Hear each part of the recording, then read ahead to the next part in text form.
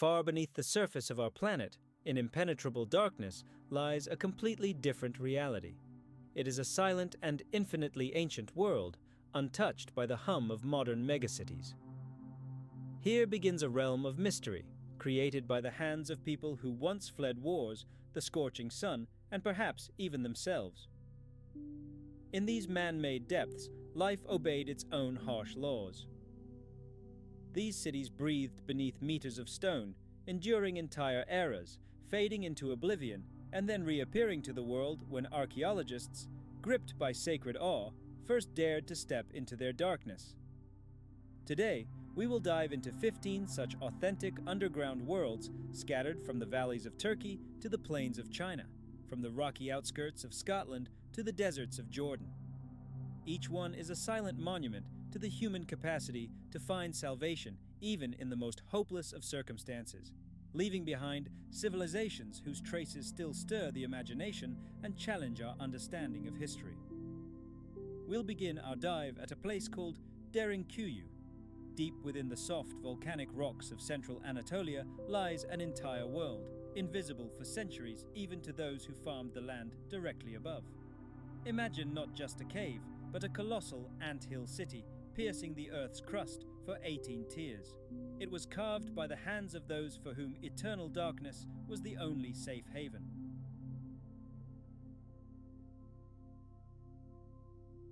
Here you'll find no streets or squares, only endless tunnels, gloomy passages, and stone halls, where every twist and turn seems to still echo the voices of those who once stepped into this abyss, never to see the light of day again. The roots of Derinkuyu's history reach back so far that the line between legend and scientific conjecture is almost blurred.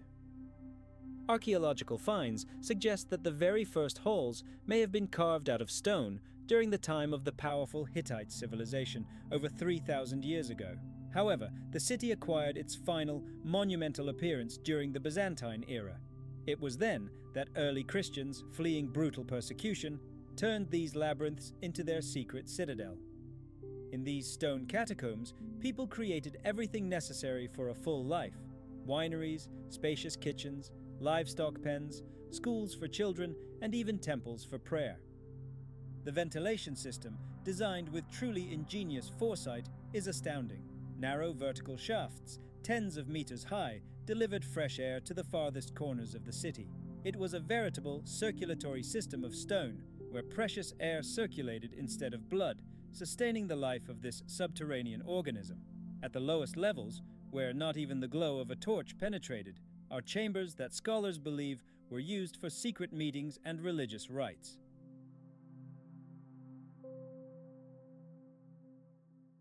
Their walls have been polished by time to a mirror shine, and their vaulted ceilings create unique acoustics, where even the quietest whisper reverberates. Its creators, unaware of modern laws of physics, intuitively grasped the mysteries of sound. In some halls, traces of soot and shards of oil lamps can still be found, mute witnesses to thousands of nights spent underground. Imagine the scale. Derinkuyu could accommodate up to 20,000 people at a time.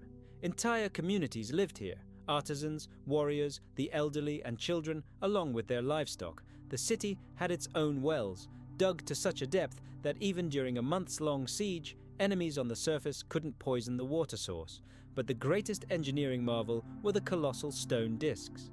These gigantic millstones, weighing up to half a ton, sealed the tunnels, turning them into impenetrable bastions. Each of these doors could only be rolled back from the inside, making the city's defenses virtually perfect. When an enemy appeared on the surface, these stone guardians would seal the passages with a dull grinding sound, cutting off the underworld from external threats. A network of secret passages ran beneath the city, connecting Derinkuyu with other underground complexes, such as Kaymakli, located a few kilometers away. It is speculated that the total length of these tunnels could have reached 10 kilometers, forming a gigantic underground network capable of sheltering an entire army.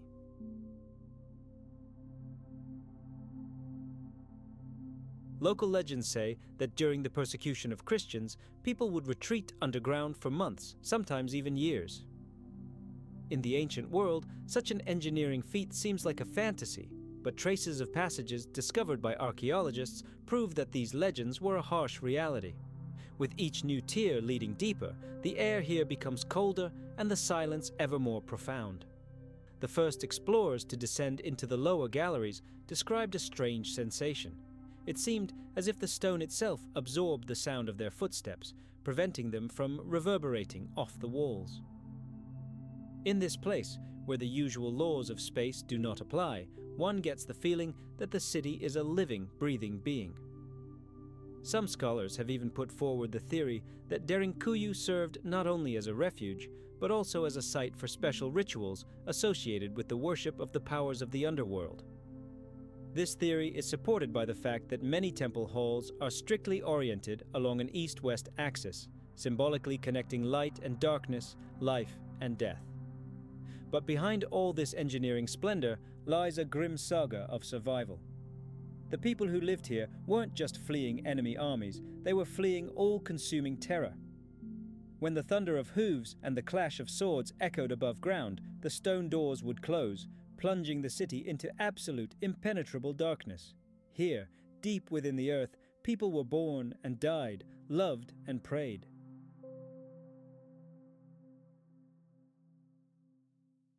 They heard empires crumble above them and knew their only salvation was to remain invisible. Sometimes this isolation lasted so long that children born underground only saw sunlight for years afterward. Archaeologists exploring the lower floors discovered traces of ancient kitchens, stone hearths, and even hand mills. Special niches were carved into the walls, ideal for storing grain, dried meat, and wine jugs. All this suggests that the inhabitants were preparing not for a short raid, but for a long and grueling siege. They thought through every detail. For example, the ventilation shafts never opened directly to the surface in obvious places. This was a brilliant move. The enemy could not detect them and cut off the air supply. The impact marks of ancient tools can still be discerned in the walls of Derinkuyu.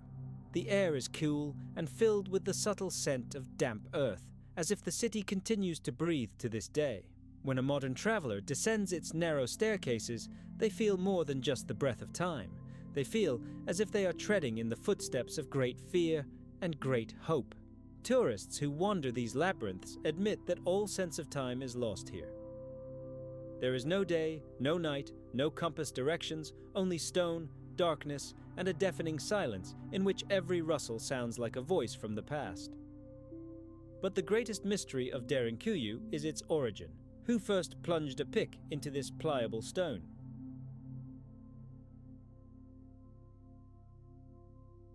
Why did this region become the cradle of underground civilizations?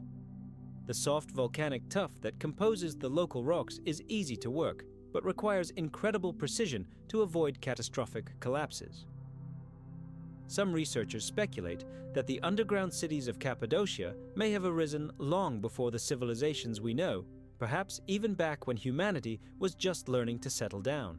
There are even theories that these catacombs originally served as protection from natural disasters, volcanic eruptions, earthquakes, or even meteorite impacts. Many passages remain sealed to this day, and their destinations are unknown. It's entirely possible that levels hidden underground remain untouched since the days of the Byzantine Empire. Today, Derinkuyu is listed as a UNESCO World Heritage Site, and each of its halls is treasured as a priceless relic of human genius. But even with the most modern technology, scientists admit that only a small part of this colossus has been explored. And as long as its secret doors remain closed, Derinkuyu will retain its dark grandeur. This city was not built for glory and power. It was built for life. Here, man learned to exist without light, but never lost faith in dawn. In the very heart of Cappadocia, among bizarre cliffs and hills like frozen waves of time, lies another underground world, Kaimakli. Its corridors are connected to Derinkuyu by invisible arteries extending for many kilometers underground.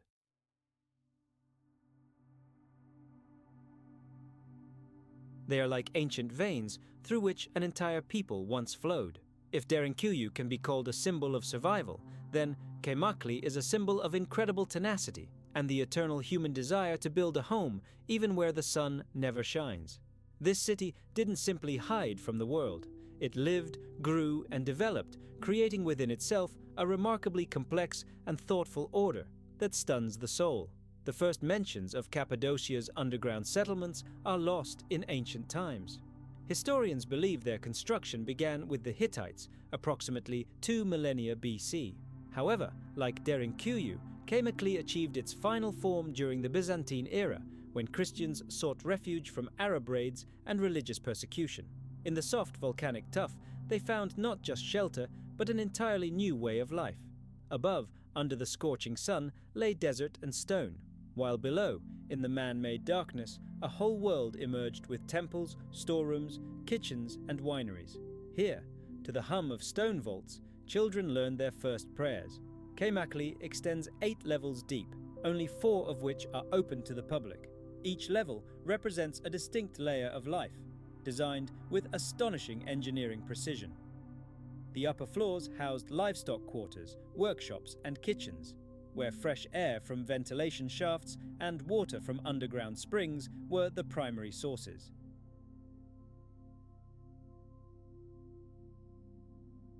Lower levels contained living quarters and warehouses, where grain, dried fruit, and wine were stored in enormous jars.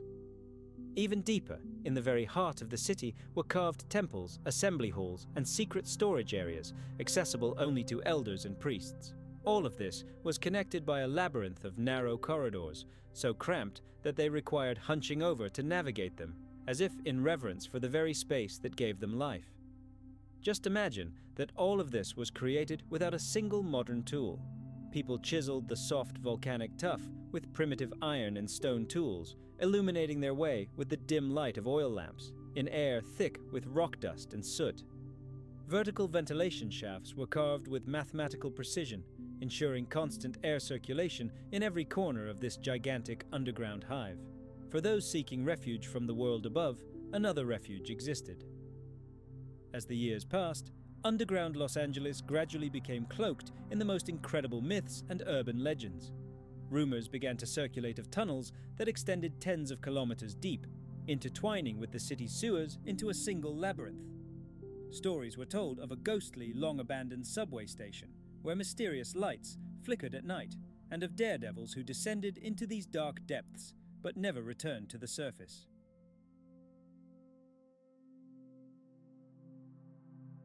Some swore they heard strange sounds, echoes of music, leisurely footsteps, and even muffled laughter echoing through the echoing corridors, while the City of Angels itself above sank into a restless slumber. When the 1950s arrived, city authorities launched a determined effort to eradicate this underground world. Most of the old passages were methodically sealed. Some tunnels were mercilessly filled with tons of concrete, while others were simply covered with massive steel doors, sealing the darkness.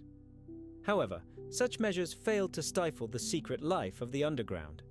This hidden city continued to breathe, existing in 2 parallel realities, one bright, daytime, and the other nocturnal, invisible, hidden deep beneath the feet of hurrying city dwellers. Another 2 decades passed, and in the 1970s, a new generation of explorers, urban diggers, began to reopen the old passages. Armed only with flashlights and cameras, they descended into the silence. And there, below, they discovered frozen artifacts of a bygone era. Antique bottles, faded signs, bones, rusty vending machines, and train schedules yellowed with dampness for trains that would never depart. All of it lay silent in the thick silence, shrouded in a thick layer of dust and salt deposits like exhibits in a long-forgotten museum. Amazingly, some of these corridors were constructed with incredible engineering precision.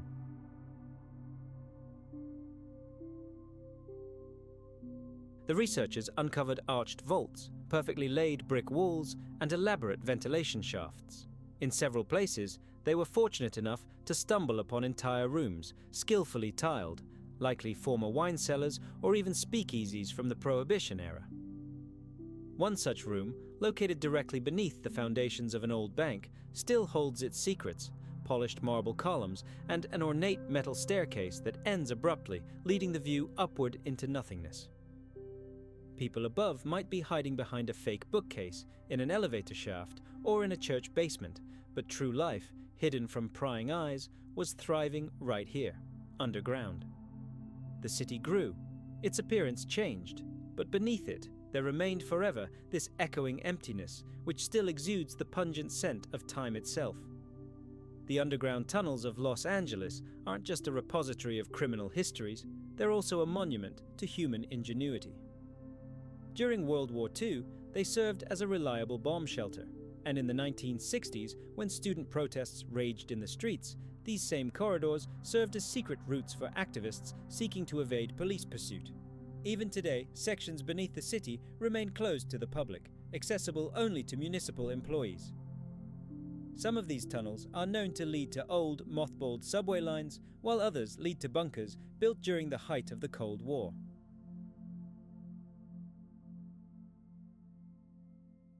Rumor has it that one of these bunkers still holds untouched strategic reserves of water and food, stored there in case of a nuclear disaster. Thus, underground Los Angeles became a true myth, a legend. Today, guides lead tours through the few tunnels open to tourists. They tell gripping stories of mafiosi escaping raids through manholes and of journalists writing sensational reports to the dull rumble of trains rumbling overhead. But the more facts emerge, the more certain it becomes. The biggest secrets remain hidden much deeper. No one knows where this gigantic network truly ends and how many hidden entrances have never been found. Archaeologists who specialize in the study of urban structures confidently claim that tunnels run beneath the entire historic center, beneath the old train station, beneath the central library, and beneath newspaper offices founded at the beginning of the last century. Some of them actually connect to the sewer system, forming tangled underground labyrinths from which there is no exit. On old city maps, you can find sections where the lines of these passages suddenly end, as if some censor had deliberately erased some of the routes from the plans. Perhaps this is a simple coincidence, or perhaps it's the work of those who really didn't want the world to know the whole truth. In recent years, city officials have begun actively reinforcing old underground structures to prevent sudden collapses.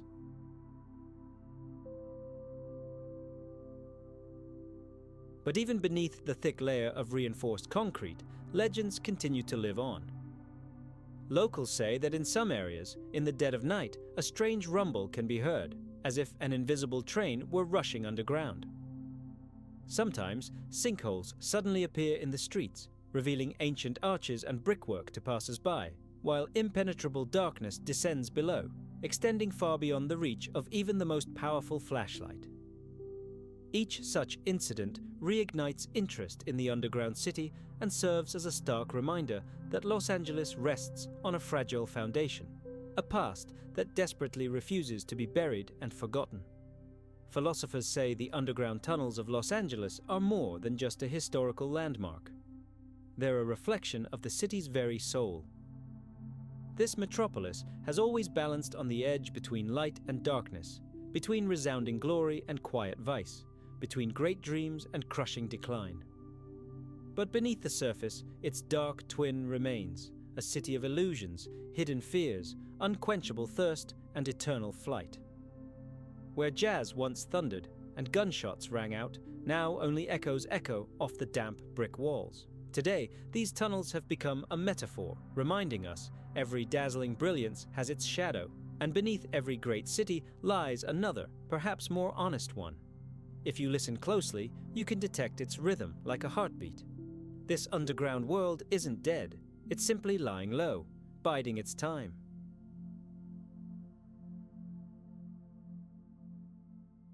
There are no glossy facades or neon signs here, only cold concrete and eternal memory. Los Angeles, a city of light, literally stands on the bones of its own darkness. At night, when you gaze at the glow of skyscrapers, it's hard to even imagine that just a few meters below them stretch kilometers of empty, silent corridors where human destinies were once decided. Perhaps this is precisely where its true strength lies. Beneath its golden shell, beneath a thick layer of asphalt and glass, it carefully preserves its past, never attempting to erase or destroy it.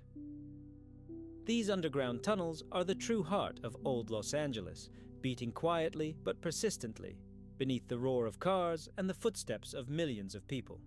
And while absolute silence reigns somewhere below, the city above never forgets that all greatness is always founded on mystery, and beneath every street there may be another hidden one, the one where it all began. Now let's travel to the south of Spain, to the very heart of Andalusia, where a place lies whose very existence seems impossible. Imagine dazzling white houses that seem to blend with the rays of the scorching sun, and the very air here is saturated with the rich aroma of wine and ancient stone. Before us is a city hidden not underground, but within the earth itself. It has grown directly from a gigantic rock, becoming an integral part of it. Its name is Setenil de las Bodegas.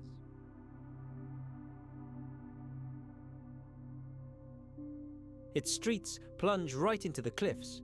Many houses are roofed by natural stone vaults, and windows sometimes look not to the sky, but into the centuries-old rock formations. This city seems to hang somewhere between two worlds, the world of light and the world of darkness, the surface and the depths. It arose from the rock itself, as if one day the rock itself decided to become a home for someone. Setenil overlooks the Trejo River, which over centuries has steadily carved its way through the soft limestone rock, creating bizarre caves and overhanging grottos. People have been in this area since prehistoric times. The first settlers discovered the perfect shelter in the natural recesses of the cliffs, where the stone provided reliable protection from both the piercing wind and the scorching sun. As time passed, they began to build walls, install doors, and erect supporting beams, all without destroying the rock. They accepted it as a given, as part of their home. Thus was born this unique phenomenon, a city that, rather than oppose itself to nature, managed to blend seamlessly into it. Medieval chronicles tell us that Setenil was a virtually impregnable fortress during the Reconquista. Its countless caves and underground levels provided ideal cover for Moorish warriors. Narrow passages, plunging deep into the cliffs, turned the city into a veritable labyrinth where one could vanish in an instant.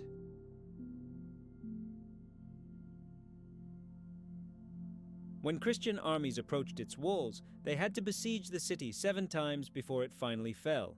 This, legend has it, is where its name originated, Septem Nihil, which translates from Latin as 7 times nothing. The city endured, forever remaining a symbol of human resilience and military cunning. As night falls, Setenil takes on a special, mysterious magic. As the sun sinks behind the hills, the narrow streets are plunged into deep twilight, and the darkness begins to merge with the stone.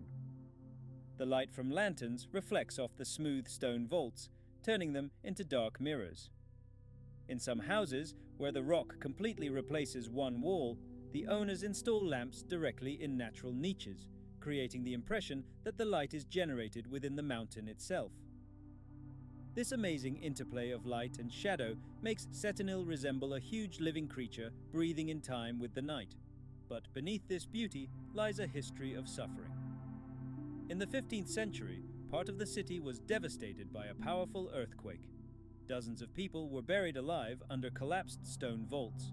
Setenil took a long time to recover from this tragedy, but its residents did not abandon their homes. They strengthened the walls, widened the entrances, and learned to listen to the stone. It is said that elders could determine by just the sound whether the vault above a house was ready to withstand the harsh winter.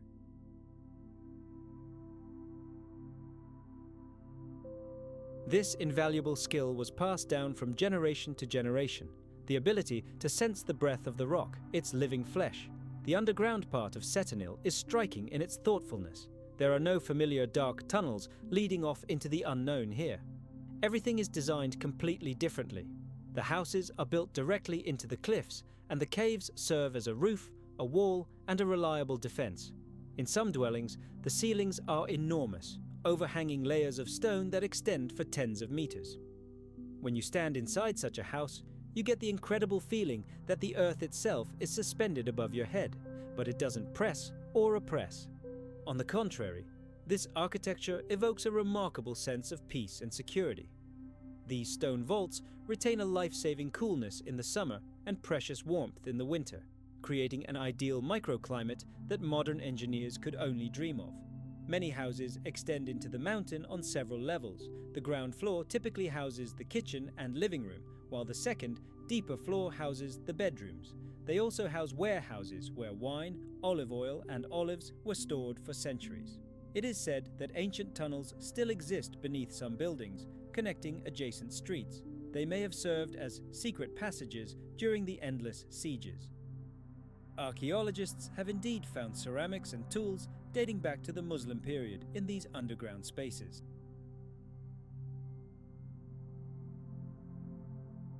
This serves as further proof that Setinil is more than just a picturesque village, but a unique place where, for millennia, people lived under the same roof as the planet itself. Today, Setenil de las Bodegas is one of the most extraordinary settlements in Europe. Here you will find no skyscrapers or noisy, crowded avenues, only the sounds of nature and the silence of centuries. Even sounds behave differently here. They seem to sink into the thickness of the rocks, absorbed completely by the stone. It seems as if even footsteps become muffled, viscous, as if the planet itself holds its breath, listening intently to what's happening. Travelers come here to see with their own eyes these snow-white houses literally ingrained in the gigantic mountain. But they leave stunned by something entirely different. They are struck by the silence here, not dead and oppressive, but deep, primordial, like the measured breathing of some gigantic, sleeping creature. In this amazing city, time itself seems to slow down. Life here flows slowly and smoothly, like the river that has eroded the rocks at its foot for centuries. There is no sweltering heat here, no gusts of wind are felt, and sudden storms and hurricanes pass this place by. The rock has become a safe haven for people. Their personal heaven and the real sky above has become a rare jewel, visible only through narrow openings.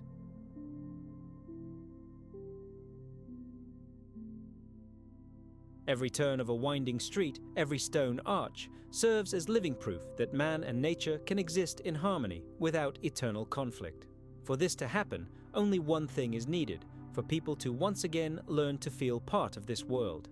Setinil is more than just an architectural whim or an engineering marvel. It's an entire world where light doesn't fight darkness, but coexists comfortably with it, creating intricate patterns on the walls. Modern engineers studying this unique settlement are still amazed by its incredible strength. The enormous stone vaults, carved by nature itself over millions of years, are capable of supporting thousands of tons of weight. Imagine the weight of an entire herd of giant sauropods, this colossal mass simply hanging over people's heads. Yet the houses built beneath them bear no such weight at all. They are like nestlings, nestled comfortably in a sheltered nest beneath the mighty cliff.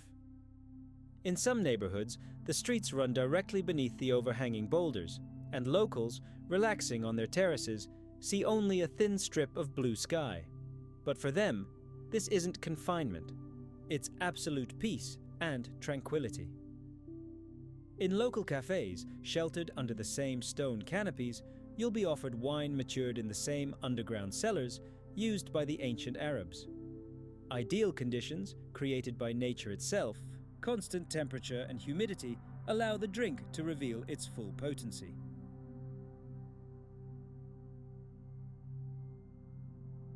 Every sip seems infused with the flavor of the earth itself.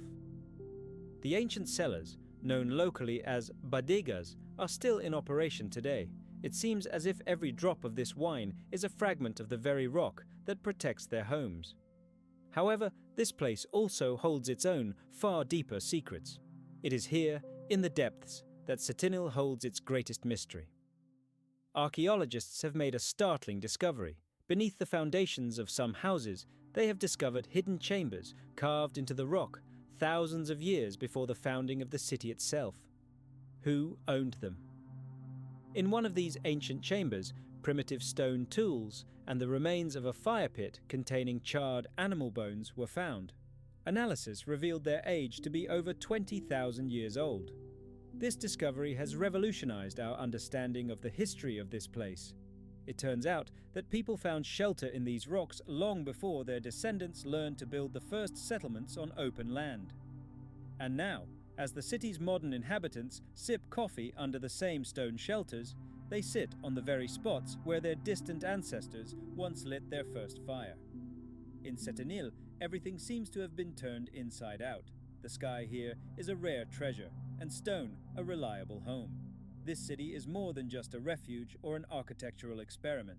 It is a living reminder of a time when humans still knew how to be an integral part of nature, without trying to conquer or destroy it.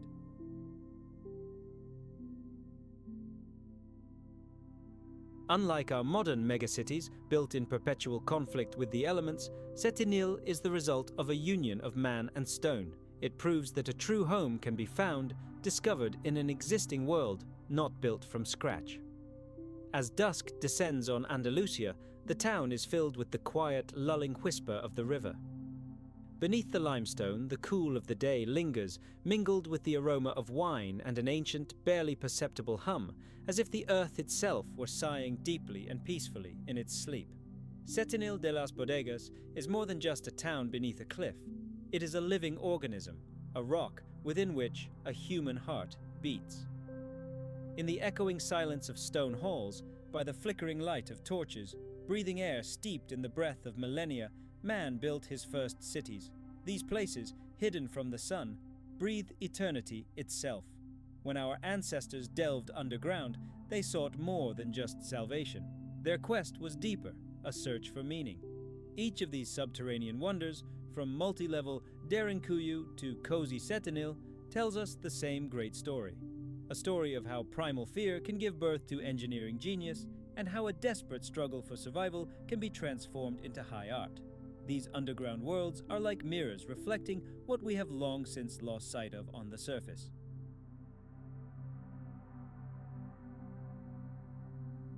Walking these streets, where houses literally melt into the monolithic rock, you can experience the same feelings as the first settlers. Absolute safety, peace, and a strange, almost childlike sense of belonging to eternity. Here, underground, humanity learned patience, faith, and the ability to listen to the world around it. In pitch darkness, it always managed to find its own light. It's amazing how this ancient ability to live in harmony with the planet rather than against it has survived in some corners to this day. And as long as silence reigns in these stone gorges, humanity will remember. The true heaven can be found even deep underground. Imagine a world where the climate is frozen in time. Here, in these man-made depths, eternal spring reigns, a pleasant coolness in the summer heat and a healing warmth in the winter cold. Even now, after centuries of abandonment, explorers delving into these depths experience something astounding. The air here is surprisingly clean and fresh, as if the dungeon itself breathes, defying the fact that life abandoned these halls many centuries ago. The underground city of Kaimakli is a stunning fusion of cold, calculating survival and profound spiritual meaning. Take a look at these temples, carved directly into the basalt rock. Altars and crosses still stand here, their faces steadfastly facing east, toward the rising sun. And right next door, we see another room, a winery.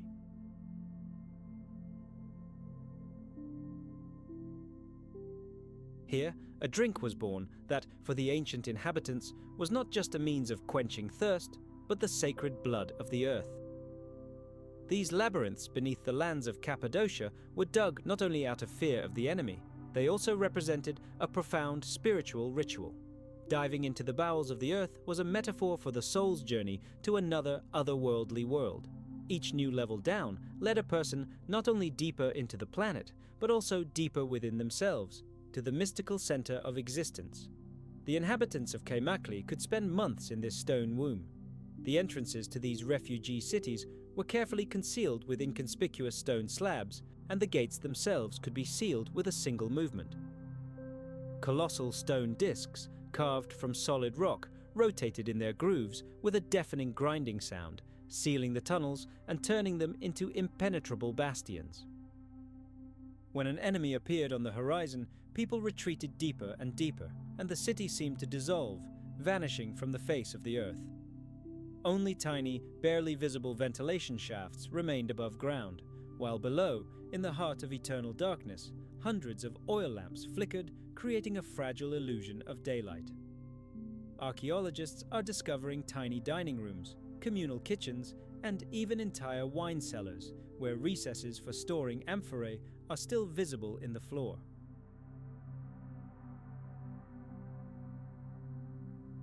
In one of the caves, scientists believe secret religious services may have been held during the time when wars and persecutions raged above ground. Crosses and symbols, hastily scratched, have been found in stone niches. They give the impression that they were left not for decoration, but as a last desperate mark, a memory of something inexpressibly important. These signs still carry the trembling of the hand that drew them in the deafening silence of the dungeon. None of these underground cities were completely cut off from the outside world. Secret passages, veritable underground roads, stretched between them, some extending for 10 kilometers. Through these tunnels, people could travel between the refugee cities for weeks without ever leaving the surface. This connection made Kaymakli a hub in a gigantic underground network, an entire world that lived by its own hidden laws. It was likely this network that saved thousands of lives in those turbulent times when great empires crumbled to dust and entire nations were wiped off the map. Locals still recount legends of ancient builders who once went underground, never to return to the light of day. They believed that below lay salvation not only from the sword of their enemies, but also from the wrath of the gods themselves.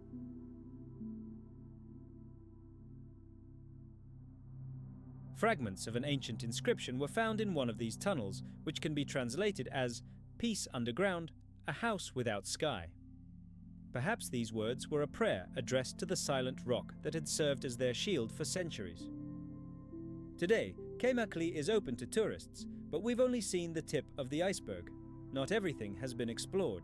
Scientists are convinced that beneath the halls, we know new, even deeper levels may be hidden, unreachable by modern equipment. Some corridors are crushed by rubble, while others simply disappear into an impenetrable, alluring unknown. Each such dead end is a reminder that we've only scratched the surface of a great mystery. Even in the light of electric lanterns, the darkness here seems alive, dense, almost tangible. It seems ready at any moment to engulf sound, light, and even memory itself. Kaymakli is more than just an archaeological curiosity. It is living proof of man's ability to create order amidst absolute chaos and darkness. In this place, time itself seems to condense and lose its usual flow, and space seems carved out not so much for the sake of survival as for a greater idea. The city seems to whisper in its silence, "You may tear down the walls above, but you will never break the will of those who have learned to live in the heart of stone." Perhaps somewhere beyond these walls, levels untouched by human sight still slumber.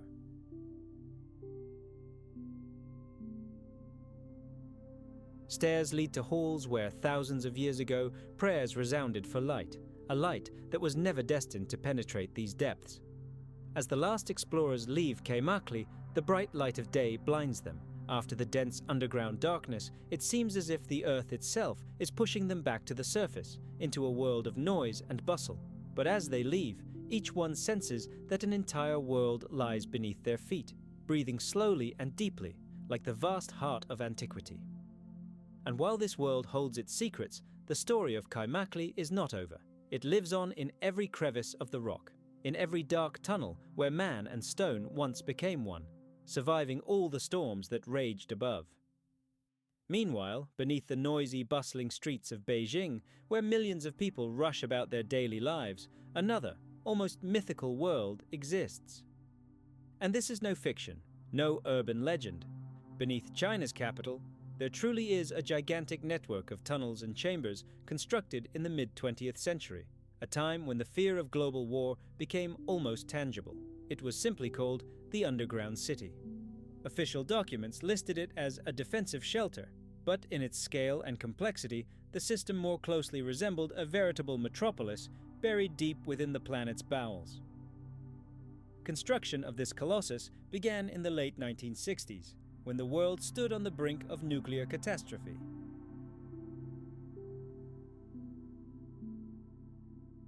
Fearing a strike from Western powers or the Soviet Union, China's leadership decided to prepare for the worst-case scenario. Life after the end of the world, life underground. Tens of thousands of hands, from students to soldiers, tirelessly dug into stone and poured concrete day and night, creating a system that would become humanity's final ark. The work was carried out in an atmosphere of the utmost secrecy. Even most Beijing residents had no idea that an entire twin city was growing beneath their feet.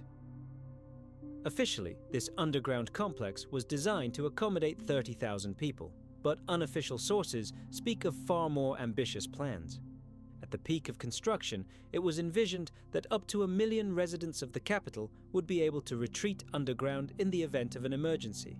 Tens of kilometers of tunnels were dug, connecting residential blocks, food warehouses, hospitals, arsenals, command posts, and even schools.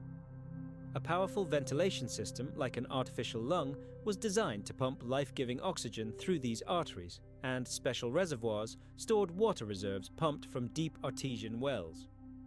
Everything was designed to allow people to survive here for several months, completely cut off from the surface.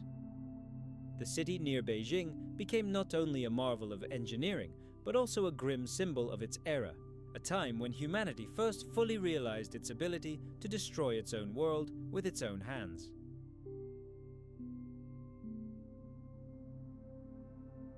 Whether this underground world was intended as a temporary refuge or a new permanent home remains an open question. Living quarters, communal kitchens, movie theaters, and even small shops were set up here. Some sectors are said to have had ready-to-use command posts equipped with desks, maps, and telephones, indicating complete readiness to transition to underground life at a moment's notice. The entrances to this complex were disguised as ordinary buildings, the basements of apartment buildings, schools, hotels. Some of these entrances remain to this day, converted into museums or tightly sealed structures. The few researchers who have managed to gain access to these restricted areas share an almost surreal experience. Descending is like traveling back in time. Narrow concrete staircases lead to halls where time seems frozen in the 1970s. Faded slogans calling for the defense of the homeland can still be discerned on the walls, and old gas masks and boxes with inscriptions calling for fortitude lie rusting in the corners. One of the most astonishing discoveries was a system of tunnels running beneath ancient temples and historic quarters of the city. Some of these passages reach depths of over 80 meters. It is believed that, if necessary, these underground arteries could have been used to reach the outskirts of the Forbidden City without ever leaving the surface.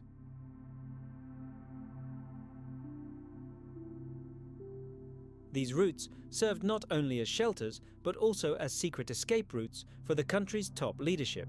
But this project also had another, almost mystical side. In those years, fear of a nuclear apocalypse became a kind of collective ritual. People were taught to live with the idea that the sky might one day disappear forever, and then the only salvation would be the cold stone beneath their feet. As the threat of World War waned, the underground city gradually emptied. Many tunnels were mothballed, and some spaces were converted into storage and technical needs. However, over time, interest in this giant revived. In the early 2000s, a small section of the complex was open to tourists, allowing them to see halls that had been deathly silent for decades. Visitors descended with lanterns and reported that the air there was absolutely still, as if the city was still awaiting the order to come to life. However, the vast majority of this system remains tightly sealed. Chinese authorities are slow to publish accurate maps and are not disclosing the true scale of the project, raising a host of questions. Where do the old bunkers end and the modern underground infrastructure begin? How many levels are actually hidden beneath Beijing? And, most importantly, why are authorities so reluctant to lift the veil of secrecy on this colossal project?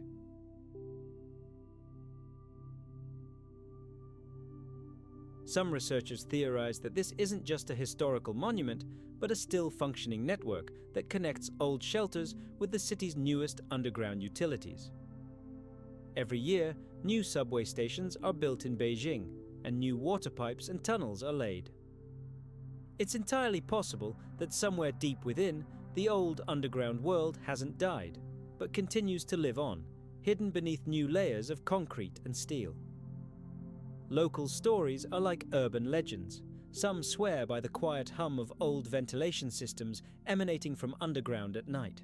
Others tell tales of construction workers renovating old buildings who accidentally stumbled upon unknown corridors leading off into pitch darkness. Authorities usually quickly seal such discoveries, citing safety concerns, but every time a new shaft or abandoned staircase is discovered, interest in the underground city rekindles. Sometimes journalists and scientists manage to obtain permission to descend into restricted sections. In their reports, they describe endless galleries, walls with peeling paint, and old posters of soldiers whose inscriptions about duty to the motherland are still legible. All this seems like an echo of a bygone era, yet it simultaneously evokes a deep, unsettling feeling. This colossal underground city wasn't built in the name of a bright future. It was born out of a panicky fear of it. Let's travel back in time.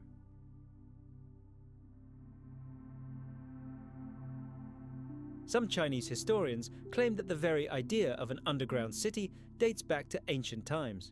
Even during the Han Dynasty hundreds of years ago, entire systems of underground storage facilities, secret vaults and labyrinths existed, connecting imperial palaces with remote monasteries.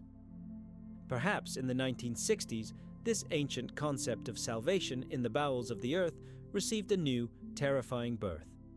But while our ancestors erected their shelters to hide from very real flesh and blood enemies, the new generation sought salvation from a faceless adversary, from the very shadow of the coming apocalypse. Today, as modern Beijing relentlessly surges upward, erecting glass and steel skyscrapers, deep beneath its mighty foundations, this forgotten labyrinth still slumbers. It serves as a silent reminder of the time when humanity first peered into the abyss it had dug with its own hands. Travelers who descend into these tunnels often speak of a strange, almost deafening tranquility. It seems that this underground city not only survived an era of all-consuming horror, but has forever absorbed its icy breath. And though decades have passed, questions remain unanswered. Beijing's underground city is a living monument to the fear that can transform an entire country into endless concrete darkness. Who knows, perhaps the underground holds not only the memory of the Cold War, but something much greater, something never intended for the eyes of mere mortals.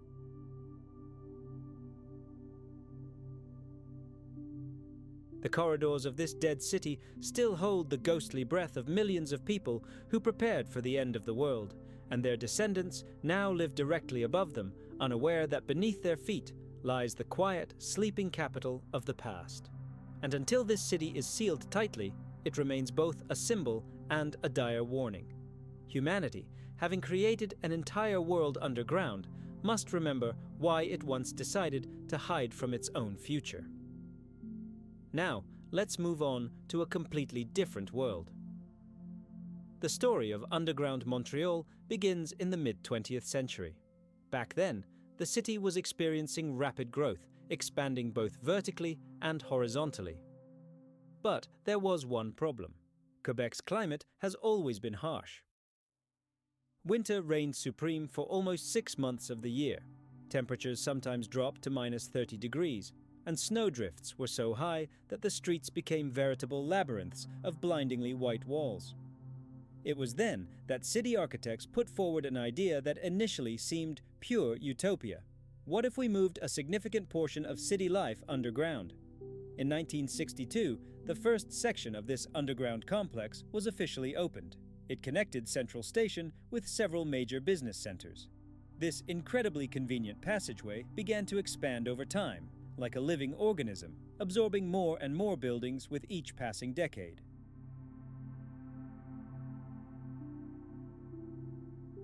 Today, underground Montreal, known as Réseau, is a network of over 32 kilometers of tunnels and halls, forming a veritable city within a city. It boasts fully functioning shops and cafes, cinemas and offices, metro stations, giant parking lots, and even residential complexes. According to conservative estimates, over 500,000 people pass through this underground artery daily, Many of them spend most of their day here, sometimes going weeks without leaving the surface. This underground organism lives at its own pace, completely independent of the seasons and the vagaries of the weather. Unlike ancient cities carved into rock out of fear of an enemy, Rezo arose from man's desire to master the climate and time itself. Its name comes from the French word réseau, meaning web, and it perfectly captures its essence. Beneath the streets of Montreal, where the bustle of the modern metropolis resounds like a never-ending symphony of footsteps, horns, and voices, lies a completely different world, quiet, orderly, and artificially eternal. This subterranean web envelops the entire city center, linking neighborhoods, stations, office towers, hotels, theaters, and museums. Rezo isn't a shelter, it's a full-fledged continuation of life, but underground. It's vivid proof that even in perpetual cold and darkness, it's possible to build a civilization that, while it may not see the sun, seems to no longer need it.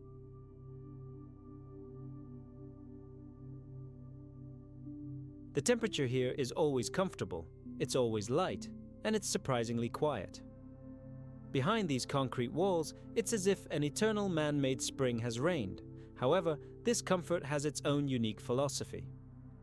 The project's architects declared that Rezo is not just an engineering marvel, but the birth of a new form of urban culture, where people can exist in a completely protected environment controlled by light, temperature, and sound.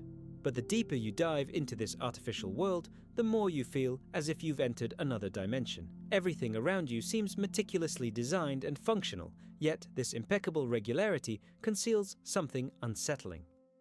Psychologists note that many visitors to Montreal's underground spaces experience a strange sense of lost time. Here, underground, it seems to slow down. There is no change of day and night, no starry sky, or the sound of rain. Man gradually ceases to be a part of nature, becoming a component of a gigantic, well-oiled mechanism. Curiously, Rezo is sometimes called a modern equivalent of ancient underground cities like Derinkuyu or Kemakli, despite their philosophies being diametrically opposed. While ancient strongholds were built to escape external horrors, Montreal's underground city was created to avoid banal inconveniences. Yet, they share something in common: humanity's eternal desire to control its environment, adapting it to its needs.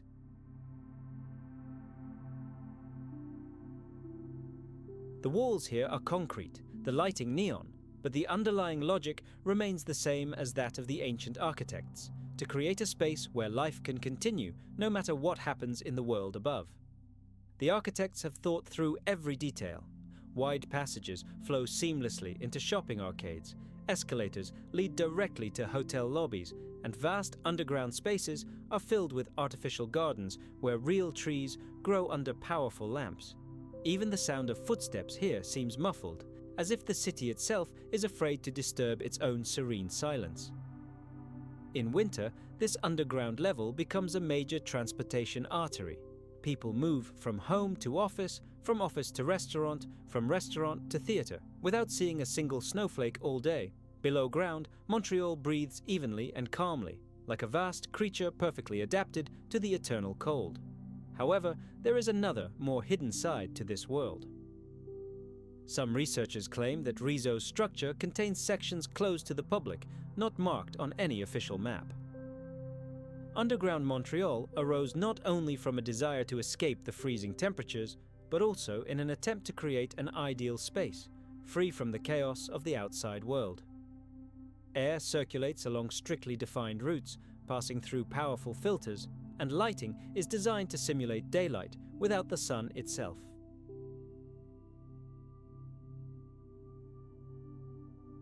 These secret sections are rumored to lead to old utility shafts, abandoned subway lines, and even the basements of buildings dating back to the 19th century. Urban legends claim that deep beneath the city there exists a second, secret level off-limits to outsiders. Supposedly, it is there that Cold War-era backup shelters and secret communication systems linking key administrative buildings are located. Whether this is true or not remains to be seen.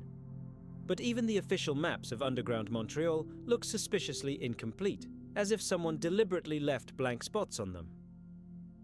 Interestingly, the city's residents themselves have mixed feelings about their underground world. On the one hand, it's certainly a source of pride, a symbol of technological triumph and the ability to adapt to the harsh northern environment. But on the other, these spaces engender a strange sense of alienation.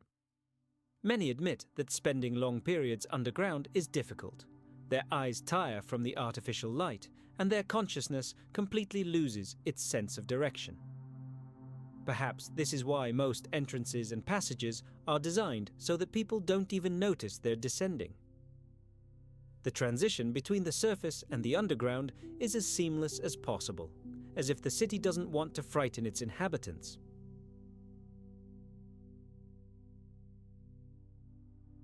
There's a theory that underground Montreal could be a harbinger of our future, where humanity will be forced to live in climate-controlled megastructures, completely isolated from the hostile outside environment.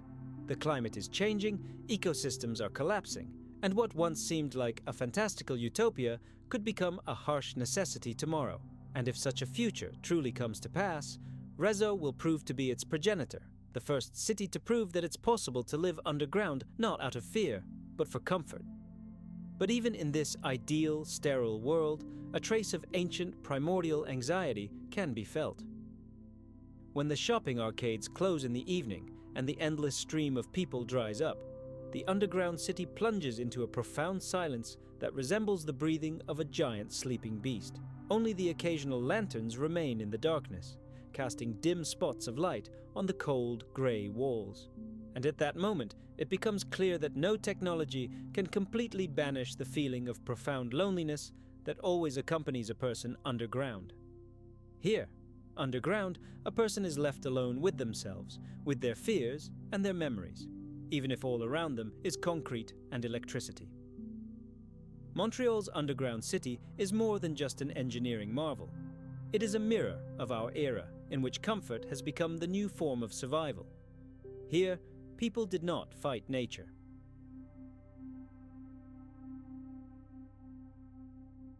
They simply bypassed it, creating for themselves an artificial climate, their own rhythm, and even their own sun. And if you pause for a moment in one of these long, echoing corridors and listen to the silence, you can understand that beneath this entire civilized veneer, the ancient echoes of the first dungeons still resound. And this echo reminds us that no matter how far technology advances, man will always seek underground not only warmth, but also the peace he so desperately lacks above ground.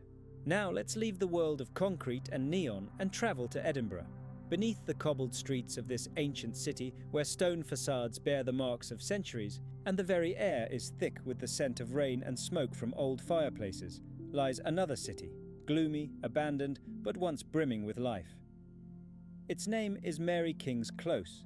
This is not a myth or a tourist trap, but a real buried network of ancient streets where you can still see the walls of houses, stone staircases, doorways, and even windows. The history of Mary King's Close dates back to the 15th century. At that time, Edinburgh was suffocated by overcrowding, and houses were built so close together that sunlight barely penetrated the narrow, damp passages. Imagine a city that grew not outward, but upward. Its buildings, like stone colossi, rose 10, sometimes 11 stories into the sky. But beneath this visible world lurked another, deep underground.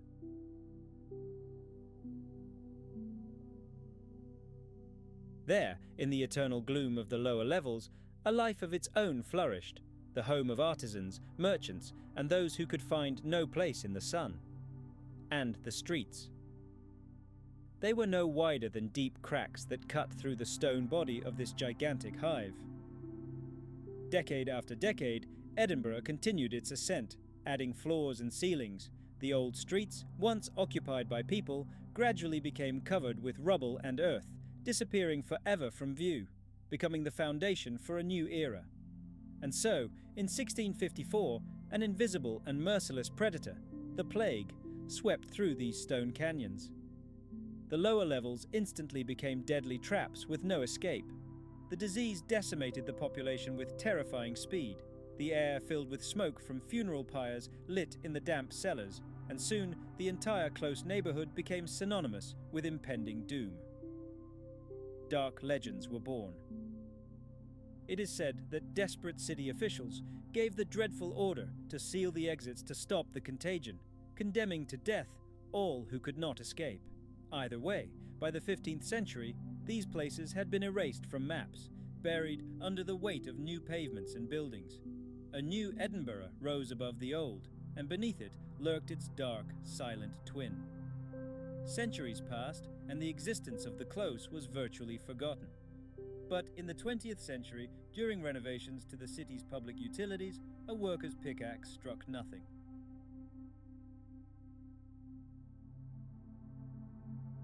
The builders stumbled upon blocked-up archways. When they uncovered them, a portal to the past opened before them. Narrow streets where time seemed frozen forever. Centuries of dust lay thick on the stonework, and the air was thick with the smell of damp and long-cooled coal. Here, in the heart of the Scottish capital, history paused for several centuries.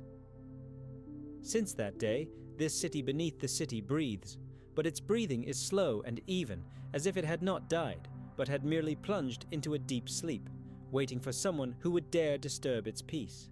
Mary King's Close, one of Edinburgh's greatest secrets, is a place where the past isn't just read in books, but lies beneath your feet, literally buried beneath layers of modernity. Archaeological research has revealed that the Close is a complex network of dozens of rooms and corridors carved directly into the bedrock. In some rooms, the ceilings are so high that they barely allow one to stand upright, while in others, stone vaults soar high. This entire system was designed with astonishing wisdom. Air was circulated through special channels, and storm drains installed hundreds of years ago still function perfectly today. Dark stains from oil lamps can still be seen on the walls, and remnants of coal dust, rusty tools, and shards of pottery can be found in the corners.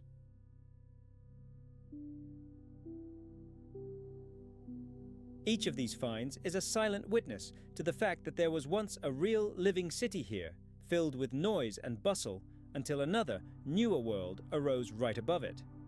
Today's visitors descend into this darkness with lanterns, and every step echoes in the silence, as if the very walls remember and echo the footsteps of those who lived here before. Guides tell chilling stories and assure you that in this underground space you can physically sense the breath of the past. Damp, heavy, filled with barely audible whispers and groans. Standing here below, you can clearly hear the footsteps of passers-by, the honking of cars, and the chiming of the clock of St. Giles's Cathedral above you on the streets of modern Edinburgh. Just a few meters of stone separate the present from the past. Edinburgh is one of those rare cities where this boundary is almost physically felt. Below, the 17th century stands frozen, and above, the 21st roars. And both these periods exist in parallel, separated only by the thickness of stone and the dust of centuries.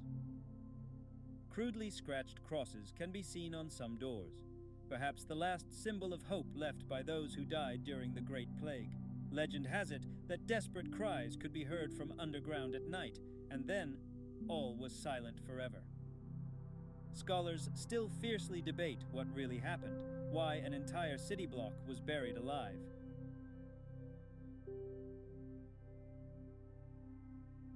According to the official version, the close was simply filled in during the construction of a new municipal building in the 15th century to create a solid foundation, but ancient chronicles hint at a far darker truth. The streets were indeed walled up to escape the plague, and those who didn't manage to escape remained forever in their homes, becoming prisoners of an underground prison. It is believed that one of the rooms is still haunted by the ghost of a little girl named Annie who died here during the plague. This story became so famous that tourists from all over the world began bringing her toys, leaving them against the wall as a sign of remembrance and grief. Today, this room is piled high with teddy bears, dolls, and cars, a silent, quiet shrine to a lost childhood. Let's travel to the outskirts of Rome, where stone roads lead away from the bustle of the city, and the air is filled with the scent of laurel and ancient dust. This is a place where the past isn't simply frozen in stone, it continues to breathe. We're talking about the Silesian catacombs. This is not just an underground cemetery, but an entire city of the dead, stretching for many kilometers underground. The silence here is oppressive.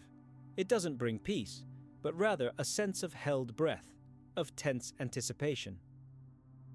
It creates an eerie impression, as if souls long since departed their bodies are watching over anyone who intrudes into their eternal realm.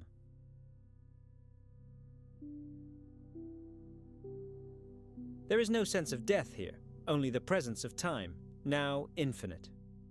These catacombs were built in the 2nd century AD, a time when the first Roman Christians lived under constant threat of persecution. Forbidden to openly bury their dead within the city limits, they turned to the earth itself, seeking salvation in its darkness and silence.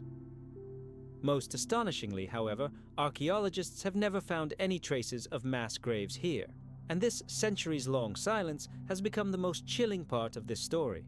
Psychologists who have studied the reactions of people descending into Mary King's Close speak of a unique state that grips a person there, a heady mixture of primal fear and overwhelming curiosity. Here you encounter the past not as a history textbook, but as something living and tangible. Stones, doors, worn steps, all seem too real to be simply museum exhibits. Even the bright light of modern streetlights can't dispel the local darkness. It seems to absorb it, returning the space to its pristine, oppressive twilight. It is this feeling that makes underground Edinburgh one of the most powerful symbols of the idea that history never dies. It simply lies hidden, waiting to be rediscovered. Night tours of the Close are incredibly popular. People descend into the darkness to hear stories of plague, ghosts, and the city's dark secrets. But the true magic of this place lies not in legends. It lies in the silent testimony of history itself.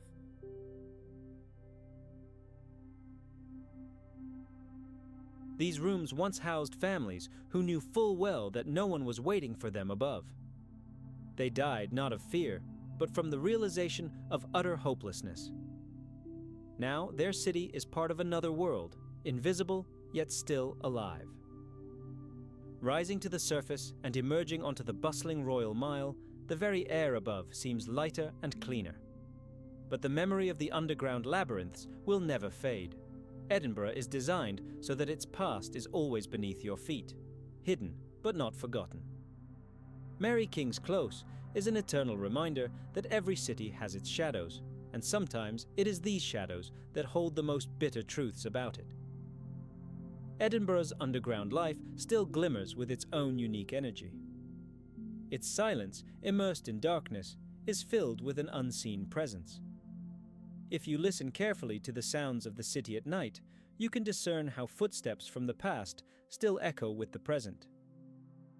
In the yielding volcanic tuff, soft as hardened ash, the chisels of ancient craftsmen began to carve the first tunnels and chambers, intended for the storage of bodies and for secret prayers. As time passed, the catacombs expanded, transforming into a tangled network of halls and galleries. Archaeologists estimate that more than 60 such complexes lie beneath Rome, and the Silesian catacombs are considered among the oldest and largest.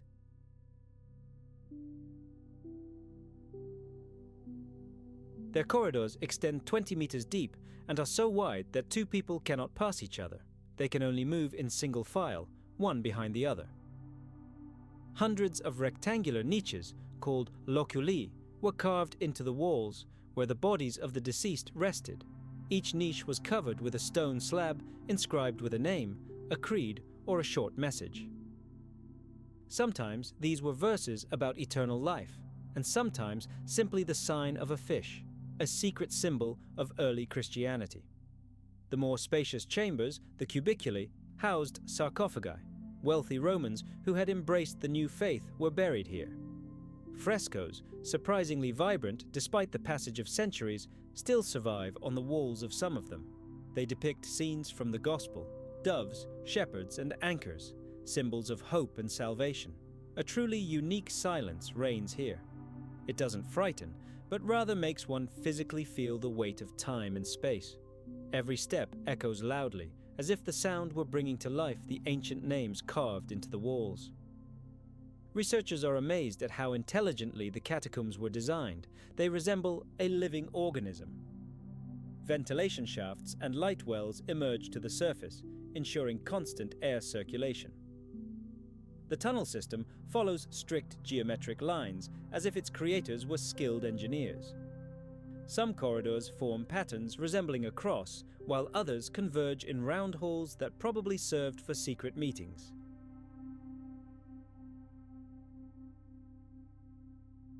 Imagine this scene.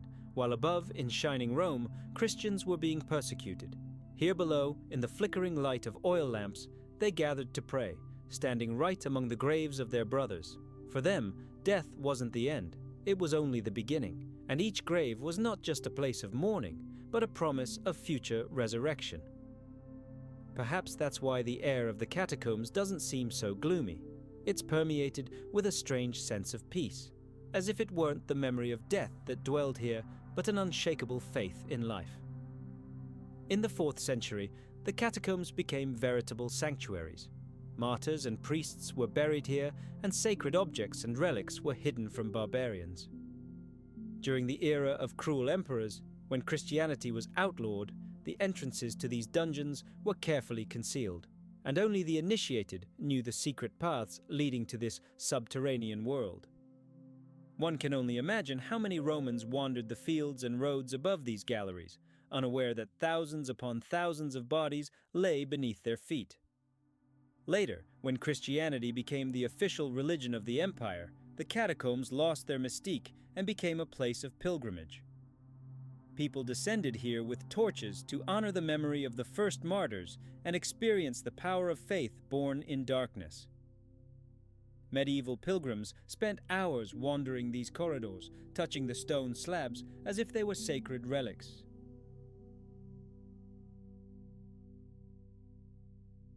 Even during the Renaissance, great artists and scholars sought inspiration in the austere simplicity and silence of these ancient catacombs. Archaeologists who began systematically exploring the Silesian catacombs in the 19th century were stunned by their sheer scale. Galleries stretched for tens of kilometers, intersecting at the most impossible angles, forming a veritable labyrinth in which one could become lost forever. Some sections reached such depths that the temperature there remained constant for centuries. In one of these stone chambers, paleontologists discovered a scene frozen in eternity, like a message carved by nature itself nearly 150 million years ago. Live in the struggle, even when death surrounds you. These silent words have become a kind of epigraph to everything these ancient deposits held. Today, scientists from all over the world come here. Expeditions follow limited excavation routes, but even a short journey leaves an indelible impression. Spotlights glide along the rock walls, revealing the outlines of bones and skin imprints from the darkness of time. Sometimes it feels as if someone is walking alongside you, not with their footsteps, but with their primordial presence. Many share a strange feeling, not fear, but a reverent touch with the abyss of time.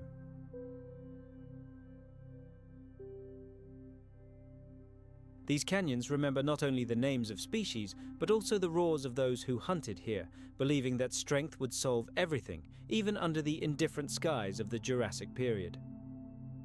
Scientists continue to debate the reasons for such a massive accumulation of remains. Perhaps it was a practical choice for predators, lying in wait at a dry watering hole. In drought conditions, water was more valuable than life itself, and ancient riverbeds became deadly traps. However, most paleontologists are certain that it was more than just the rationality of hunting. These bone fields serve as a symbol that death does not end the great cycle of life. It is a prehistoric city where predators and prey shared the same space, and the roar of the victor resounded over the bodies of those already part of the geological record. When you emerge to the surface, the sun is blinding, and the warm air seems almost alien after the cool silence of the canyon. However, the feeling remains that part of a world has frozen underground, not dead, but merely dormant. These silent tombs preserve the memory of a time when life flourished in primordial chaos, when nature built ecosystems not for glory, but for survival. Perhaps that's why they still lie here, untouched by time and unforgettable, as if waiting for someone to turn on the light again and read their story. In this place, even beneath the layers of rock, the planet holds the light of a distant past.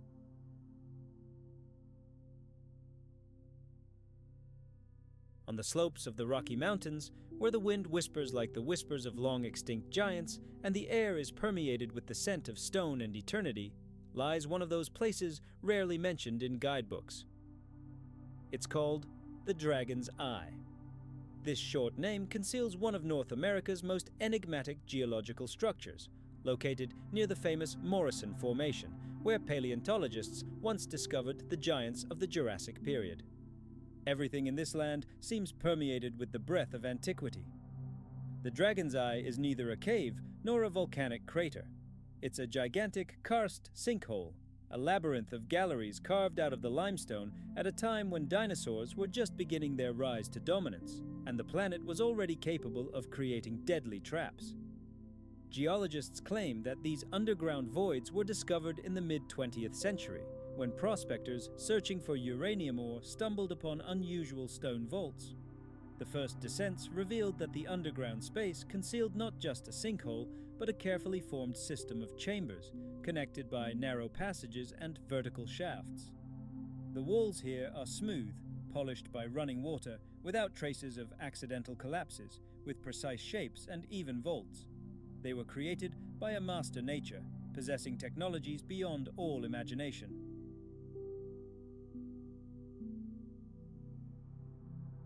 Researchers discovered traces of ancient fingerprints on the walls, but most of them belong to species that have not yet been fully described. The Dragon's Eye got its name from the shape of its central pit. From above, it resembles a giant eye socket carved into the rock. The floor, covered in polished calcite, reflects sunlight, creating the illusion of a pupil watching anyone who dares approach. This chamber is considered the main cemetery of the complex. Traces of numerous skeletons have been found at its bottom, likely the site of collapsed animals attracted by the scent of water or carrion. Paleontologists theorize that natural rituals of life and death associated with the struggle for survival took place here. Ancient animals always considered the valleys the center of life, a place where food and water were found. However, the Dragon's Eye, according to this hypothesis, was its mirror image, a subterranean double. If the plane faced light and life, then this pit faced darkness and death. It symbolized the path into the depths, into silence, where a living being encounters not another species, but an inevitable end. According to reconstructions, predators descended here in search of easy prey, only to endure the ordeal of hunger. Days of darkness, with no escape, only the stench of decomposition slowly filling the galleries. Those who fell in were doomed to hear only the call of death, as ancient as the rock itself.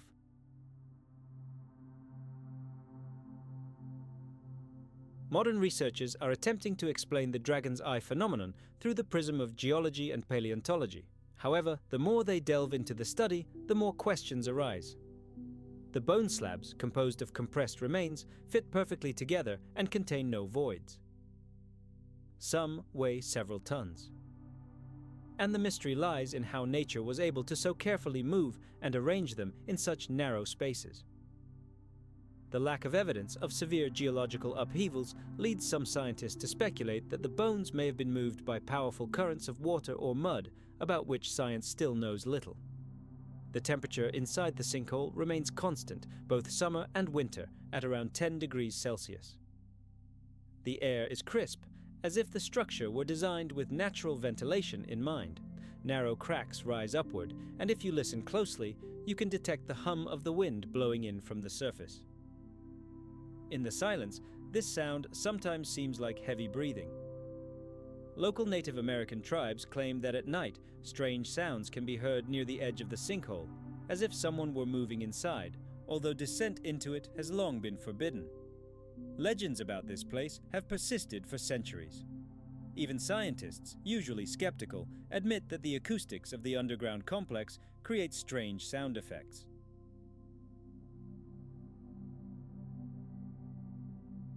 During the gold rush, adventurers descended here, describing the dungeon as an endless labyrinth in which it is easy to lose your sense of direction.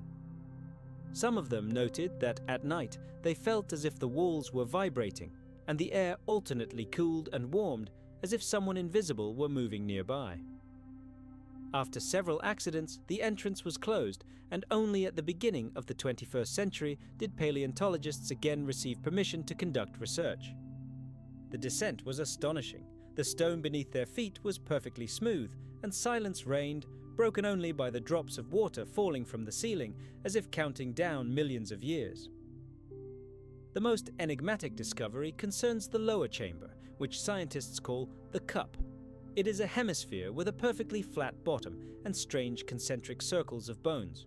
Some researchers believe these were animal remains washed into the center of the sinkhole, while others suggest these circles could have been created by a whirlpool, enhancing the trap's effect. As the stones fell from above, their sound reverberated repeatedly off the walls, creating a single roar reminiscent of the roar of a gigantic beast. Perhaps this is where the ancient lizards spent their final moments. There are even bolder hypotheses. Some paleogeographers suggest that the Dragon's Eye is part of a much older fault system, linked to tectonic lines running across the continent. Take Patagonia, for example.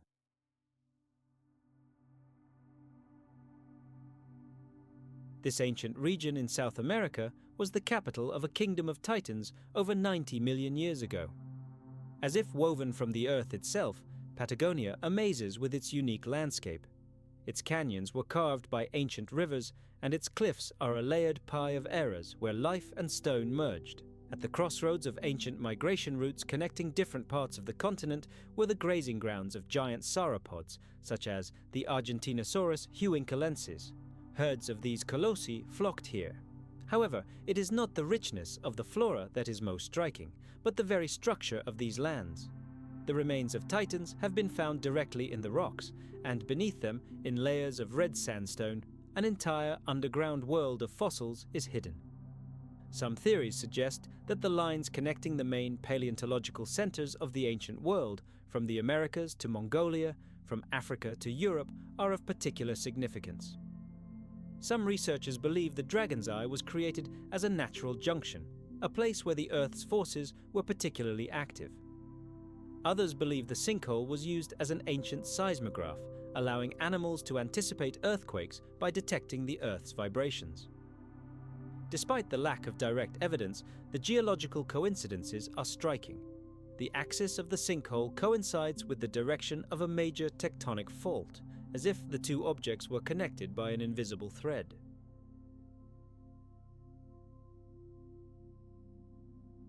Today, the Dragon's Eye remains closed to tourists. The entrance is guarded, and descents are permitted only by specialists with permission from the Geological Service. Photography is prohibited, and the few images that have leaked online are controversial.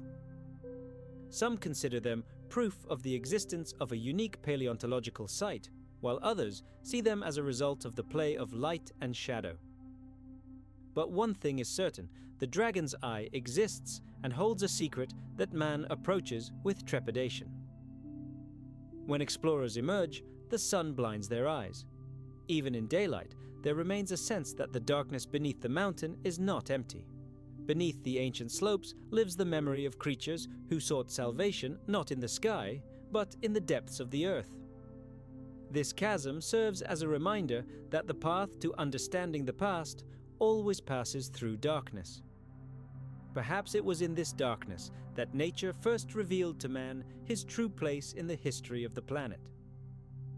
When a paleontologist enters a Patagonian canyon through a narrow gorge, he feels as if he's walking through the artery of a living organism. The rock walls rise tens of meters, reflecting the faint light that filters in from above. And then, as the path suddenly opens, a famous find appears before him: the skeleton of a gigantosaurus, known as the King of Patagonia. Its skull glitters in the sunlight, but behind this beauty lies a mystery. Most of this skeleton is buried deep within the mountain.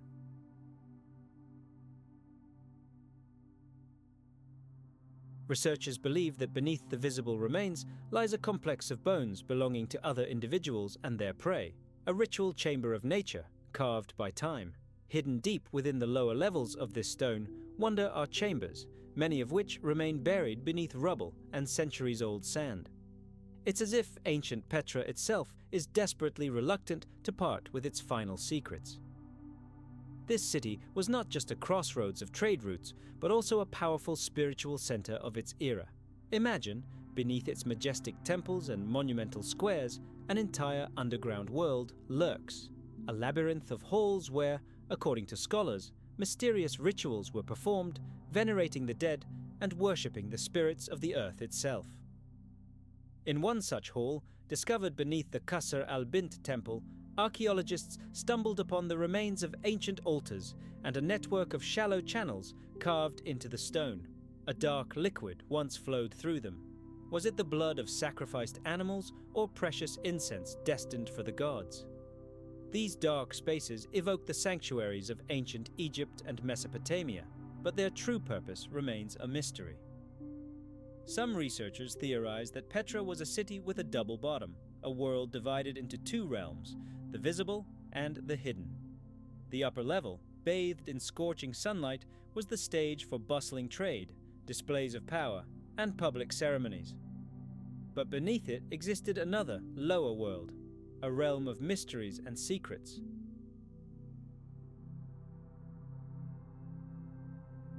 There, far from prying eyes, priests communed with deities and the souls of ancestors. Stone galleries leading into darkness served as a portal, a passage between the world of the living and the realm of the dead.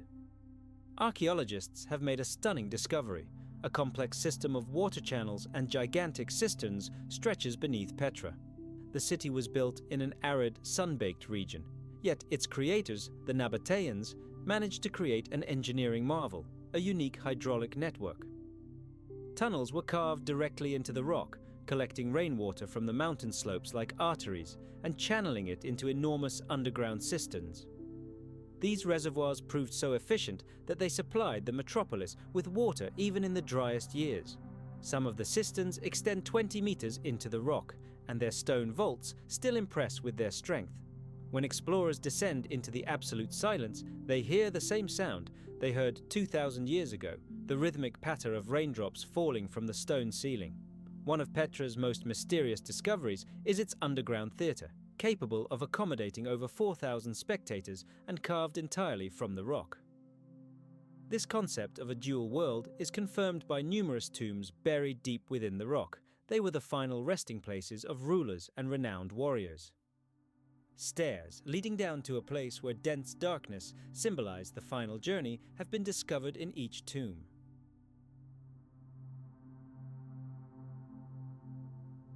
Petra's underground section remains virtually unexplored, and scholars speculate that an entire temple complex dedicated to the goddess Al-Uzza, one of the main patronesses of the Nabatean people, may lie beneath our feet.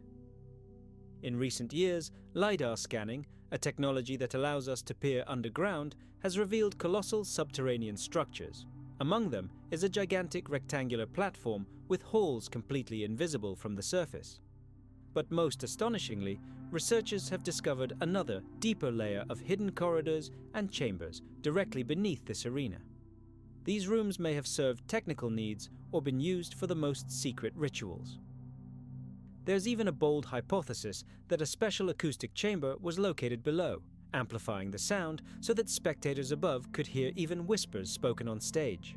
Some archaeologists believe this space was a place for secret councils, where priests and nobles decided the fate of their kingdoms and conducted closed initiation rites. At the height of Petra's power, its underground world teemed with life, but time is relentless. Trade routes shifted, powerful earthquakes toppled some of the majestic buildings, and the city began to decline. Eventually, the Nabateans abandoned the area, leaving their holy sites to the mercy of wind and sand. By the 7th century CE, Petra had completely disappeared from maps.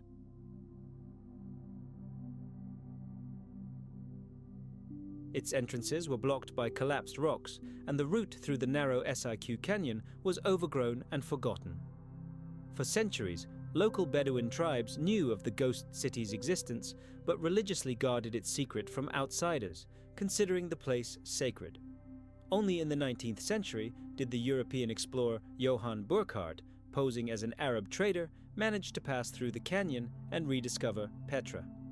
Today, millions of tourists see only a fraction of its former grandeur, following illuminated paths and gazing in awe at the famous treasury and monastery.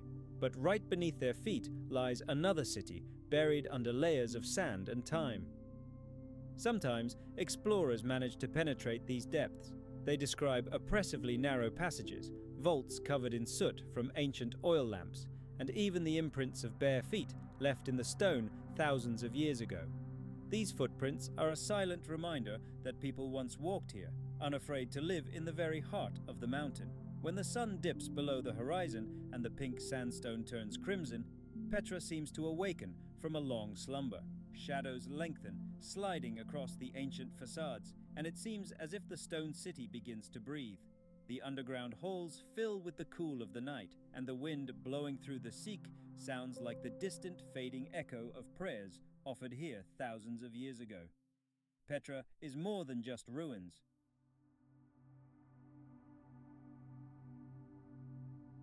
It is the living memory of a civilization that learned to carve not walls from stone, but entire worlds and meanings. And somewhere there, beneath its mountains, embraced by darkness and sand, a special silence still reigns, a silence that can only be heard when one falls silent.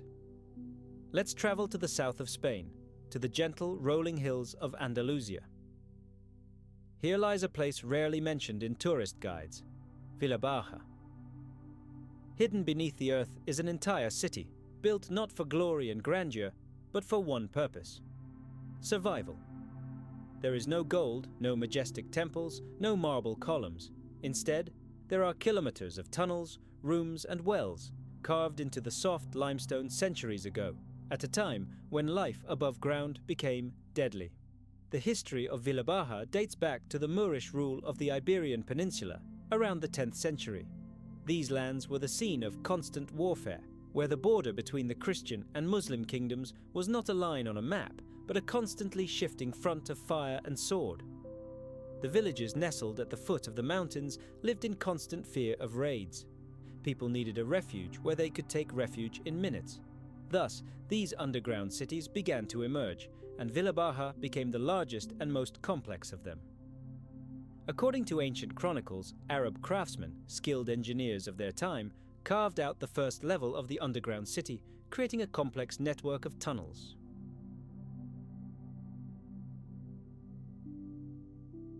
They connected living quarters, food storage areas, and secret exits to the surface. The entrances to this dungeon were carefully concealed. Some were hidden at the bottom of wells, others in the floors of ordinary houses, and still others under the altars of temples. Even today, archaeologists continue to find narrow passages beneath old buildings, leading into impenetrable darkness. These passages were so tight that only one person could pass through them. This was done to prevent an enemy from breaking in with a large group. Villabaja was a true underground world where one could live for weeks without leaving the surface. The second level contained living quarters, small but quite cozy, with niches for lamps and stone bunks where entire families once slept. The third level was dedicated to warehouses, where grain was stored, amphorae of olive oil were kept, dried olives were stored, and barrels of water were kept. Even deeper were cattle pens and secret wells that provided precious moisture. Absolutely everything was thought out down to the last detail. Even the chimneys from the fireplaces were routed through natural cracks in the rocks so that the smoke would dissipate discreetly and not reveal the presence of people. When war came to these parts, entire villages would descend upon Villabaja. It is said that over 1,000 people could find refuge here. They brought livestock, carried supplies of food, and led their children by the hand.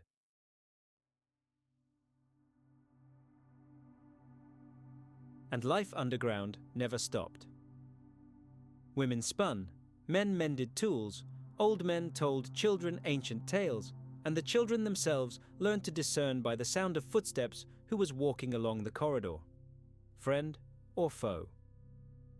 Here, in the eternal darkness, time itself flowed differently. Day and night merged into a single twilight, and the only landmarks were the flickering flames of oil lamps and the quiet, soothing sound of water dripping from the stone. Locals gave the narrow ventilation shafts a poetic name: the breath of the mountain. These shafts rise to the very surface and open into inconspicuous crevices. Their corners are designed so that the wind passing through them creates a natural air circulation. Archaeologists exploring the underground levels were amazed by the ingenious precision of this engineering system. Even with large crowds of people, the air in the dungeon remained fresh. As they descended, they could hear a soft whistling sound like a deep sigh, as if the earth itself were helping its children shelter from harm. Legend has it that during the Reconquista, the inhabitants of Villa Baja spent nearly 40 days underground. Christian troops advanced ever further south, and battles raged above ground.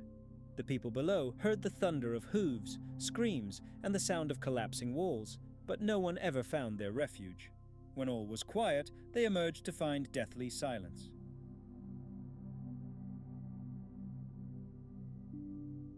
Their city had been razed to the ground, but they themselves had survived. Since then, Villa Baja has been called the heart that cannot be seen. Amazingly, this underground city was not abandoned over time. After the fall of the Moorish dynasties, it was used by Christians, simple peasants, and monks. In the 16th century, fugitives from the horrors of the Inquisition hid here, and in the 20th, entire families escaping the bombings of the Spanish Civil War. Each era has left its scars and traces here, Christian crosses scratched over elegant Arabic script, and then more crosses. Next to an ancient niche where a lamp once stood, archaeologists are finding children's toys from the mid-20th century.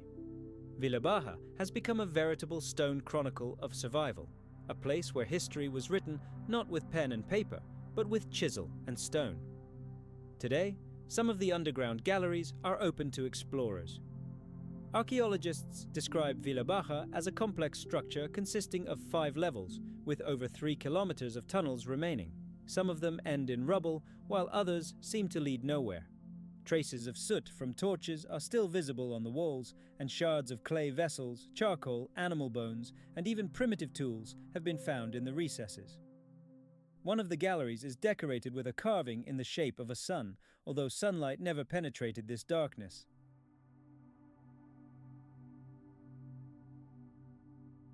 Perhaps it was a symbol of hope left behind by generations of people forced to live in the dark. However, not everything in Villa Baja defies rational explanation. Researchers have noticed that in some corridors, sound disappears completely. Speak a word, and it seems to be absorbed by the stone walls, producing no echo. Even footsteps become completely silent. Scientists attribute this to the acoustic properties and softness of the limestone. But locals believe it's the breath of the past, unwilling to be disturbed. When archaeologists reach the surface, it seems as if the surrounding world has become unbearably bright. The light hurts the eyes, and the air is filled with the thick scent of dust and grass. But deep beneath their feet, an entire city remains, whose stone veins still hold the warmth of human bodies and the whispers of forgotten stories.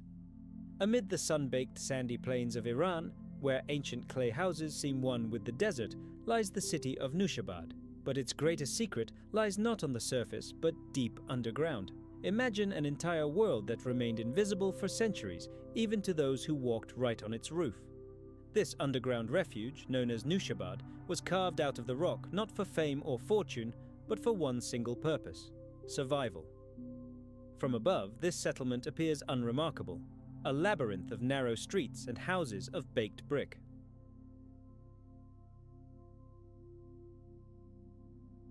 But just slide open an inconspicuous stone hatch or peer into an old well, and an abyss opens before you. Another world, cold and damp, holding the breath of millennia. Historians believe this underground kingdom was created during the reign of the Sassanid dynasty about 1500 years ago. During that turbulent era, the lands of Iran were torn apart by constant raids and brutal wars. Nushabad, located on the route to the capital, was a constant target. Its residents understood perfectly well that an enemy could strike at any moment without warning. It was this fear that drove them to pickaxe and shovel. At first, it was simply a network of escape tunnels, but over time, it grew into a gigantic underground labyrinth. This city extended 20 meters underground, the height of a modern 7-story building, and consisted of several levels, hundreds of family rooms, ingenious ventilation shafts, and, most importantly, secret passages leading far beyond the city walls. This grandiose structure was not erected on the whim of rulers. It was built by ordinary people whose only dream was to survive in a world where human life was almost worthless. When archaeologists first descended into the murky depths of Nushabad at the beginning of the 21st century, they were stunned by the scale of what they discovered. The first, uppermost level housed emergency shelters. Here, people hid during surprise attacks.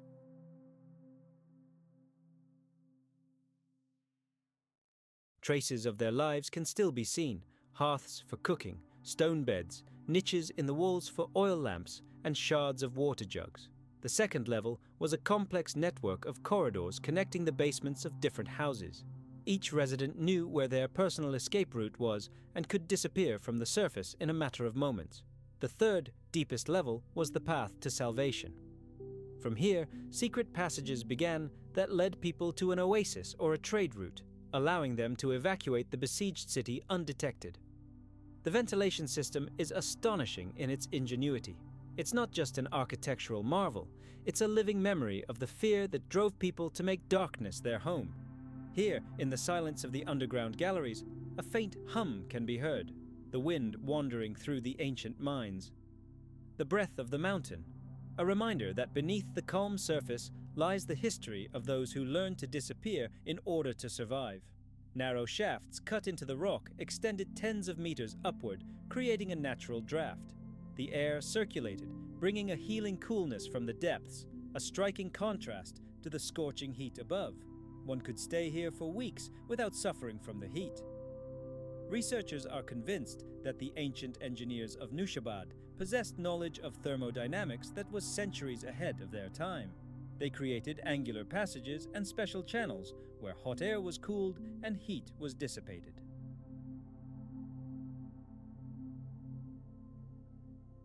Local legends say the order for construction was given by the king after a nightmare. In the dream, he saw an enemy appearing out of nowhere and decimating his people. Waking in a cold sweat, he ordered the digging of a duplicate city underground, capable of sheltering all the inhabitants. From then on, people began building their homes with secret hatches leading into the protective darkness. Each house had its own entrance, and only its owners knew where it was. Enemies could seize the streets and buildings, but not the people. The invaders entered an empty city, where the inhabitants seemed to dissolve into the earth itself. Over the years, the underground shelter became increasingly complex and sophisticated. New levels and passages appeared, water reservoirs and food storage facilities were built. In some places, the corridors became so narrow that a grown man had to squeeze through sideways. But this was a cold calculation. Even if an enemy discovered the entrance, they would be unable to move in large groups and would be vulnerable. The inhabitants, however, knew every turn and could quickly move along the side passages, setting up ambushes. Thus, simple peasants and artisans created one of the most ingenious defensive systems of the ancient East. However, Nushabad was more than just a fortress. It was a place where life continued, albeit in an unusual form. Prayer rooms, small shrines, and even wells that reached aquifers were dug underground.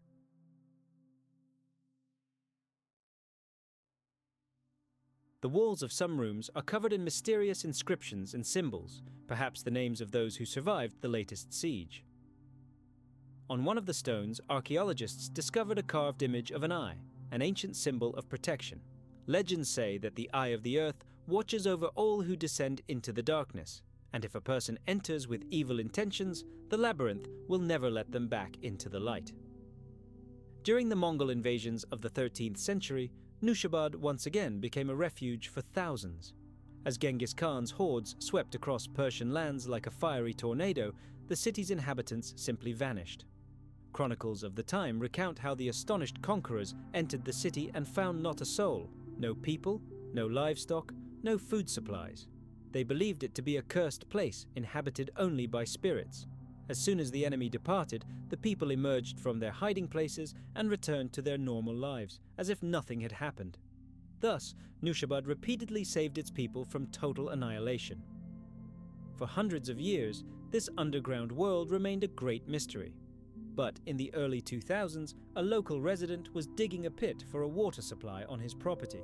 Suddenly, the ground gave way beneath him and he fell into a void. A narrow passage opened beneath him, leading to a huge stone-vaulted hall. Thus began a new era in the history of Nushabad, an era of modern excavations.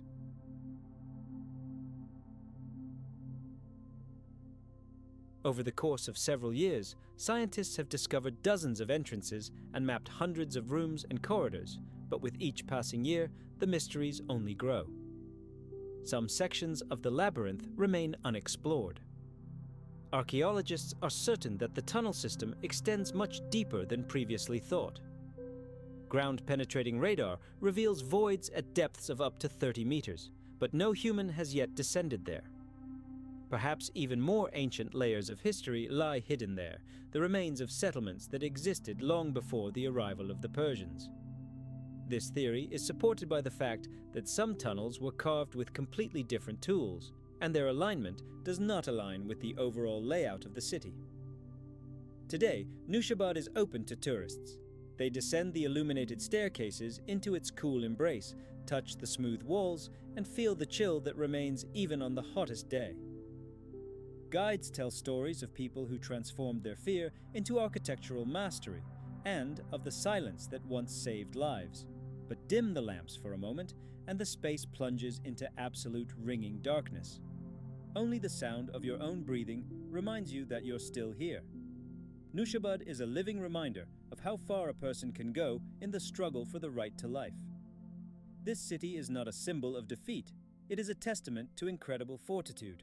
The people who created it made stone their ally and the darkness their home.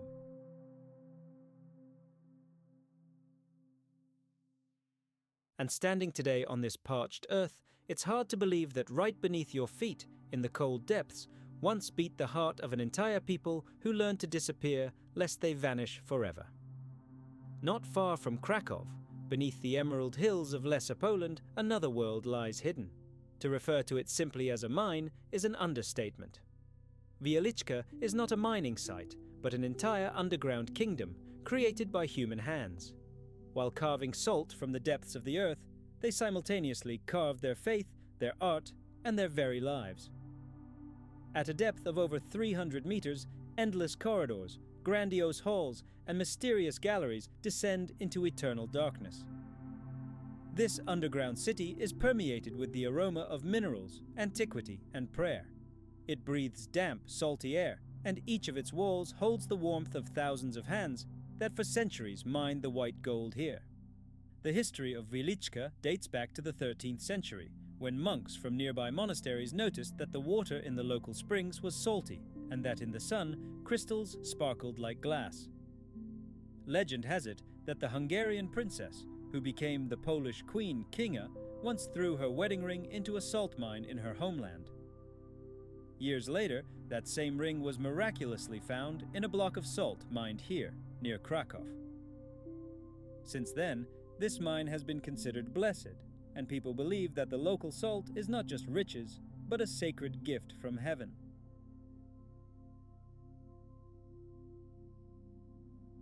Over time, Wieliczka became one of the largest salt mines in Europe. Miners carved hundreds of kilometers of corridors, dug shafts, staircases, and wells. Every day, workers descended deep into the earth, not just for minerals. They built their own underground city. To resist the madness of eternal darkness, they began decorating the walls, carving statues from salt, and creating entire altars. In this wondrous space, unlike anything on the surface, salt chapels arose, a veritable city of light born in eternal darkness. The chapel of Saint Kinga is the crown jewel of Wieliczka. This incredible temple is carved entirely from salt rock at a depth of 100 meters. Even those who have seen the world's greatest cathedrals are left in awe here. The ceiling is adorned with intricate carvings, and the walls are polished to a mirror shine. The floor is paved with slabs of the purest salt, which sparkle in the lamplight. Absolutely everything here, the altars, the giant chandeliers, the statues of saints, and the biblical bas-reliefs, was created by the hands of humble miners. Scenes from the Holy Scriptures come to life on the walls, and the light, reflecting off the salt crystals, creates the illusion of movement. In this place, you understand that faith can work miracles even in the stony darkness. But Velichka is more than just a sanctuary. It's a vast, living organism, where every corridor has its purpose.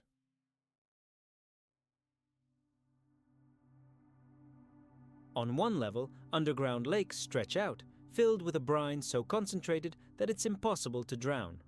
On another level, you can see giant wooden wheels and ancient mechanisms that were once used to lift salt upward. Spacious halls served as venues for gatherings, celebrations, and even theatrical performances.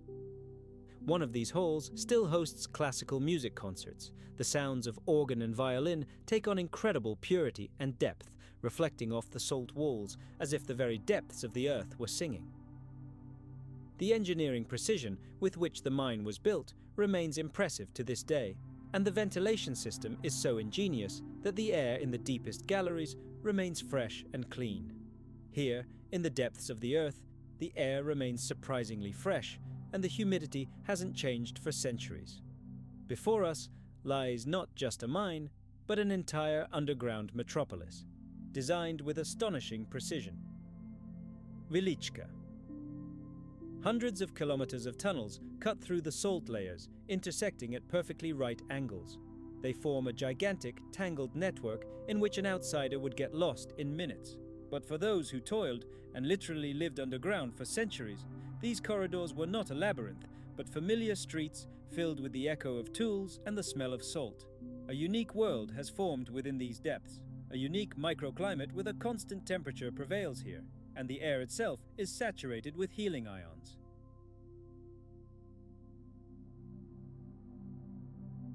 Over time, Velichka has transformed from an industrial site into a true wellness center.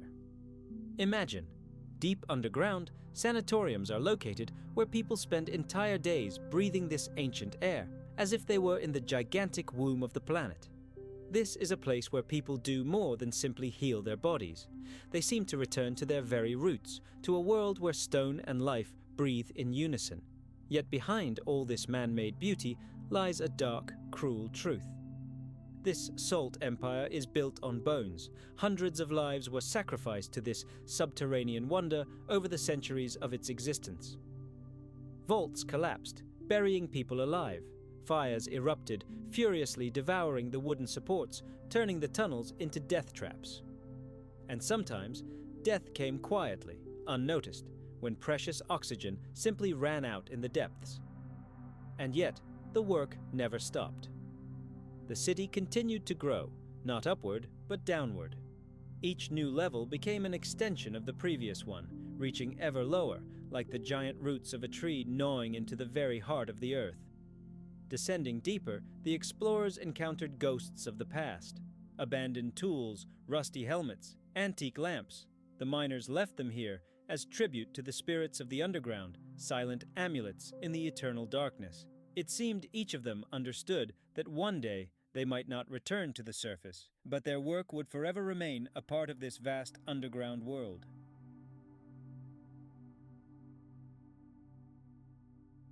As you descend into Velichka, the very concept of time dissolves. The steps lead ever further from the surface, the air becomes cool and dense, and the walls suddenly begin to emit a soft, ethereal light, as if alive. At a depth of 200 meters, vast halls open up before us, where the acoustics are such that you can hear the resonant echo of your own breath. In that moment, the realization dawns. You are in a space that is subject to neither past nor future. Here, man created beauty not for others to see, but for the soul to feel. Today, Velichka is a World Heritage Site, attracting millions of tourists. But even the endless streams of people cannot dispel the pristine, echoing silence that reigns within these halls. When the last tour ends and the artificial lights fade, only the faint, otherworldly glow of the salt remains. It seems as if the city continues to live its own mysterious life, breathing slowly and deeply within the bowels of the planet. Wieliczka is an eternal reminder that man is capable of transforming even backbreaking labor and mortal fear into art. This city was not built by renowned architects. It was created by the hands of ordinary workers who, like no one else, knew the true value of life and the inevitability of death. Every tunnel here is like a line in an ancient prayer, and every hall is like a vast heart beating within the earth. And when, after long hours, you emerge to the surface again, the bright sun seems alien and harsh.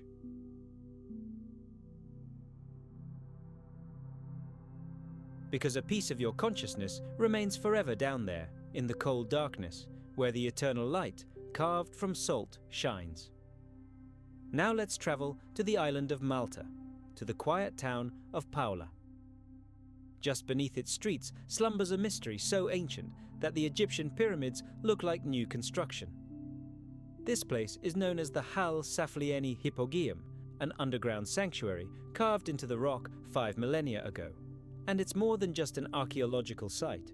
It's a riddle so complex and profound that even the best modern minds still can't understand how and, most importantly, why it was built. Hal Saflieni was discovered completely by accident in the early 20th century. Workers were digging a well for a cistern and suddenly fell into a void. When archaeologists arrived and began excavating, they realized the scale of their discovery. This was no simple tomb. Before them lay an entire underground complex, extending 3 enormous levels. The first, uppermost tier, is a network of narrow corridors and cave-like niches. It is believed that the dead were buried here. Just think, the remains of over 7,000 people were found here.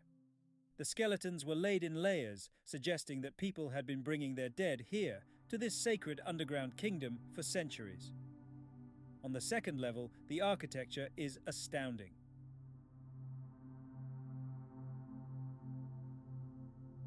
Perfectly circular halls, massive columns carved from solid rock, staircases and domed ceilings create the impression that they were crafted by masters with incredible knowledge of geometry and acoustics.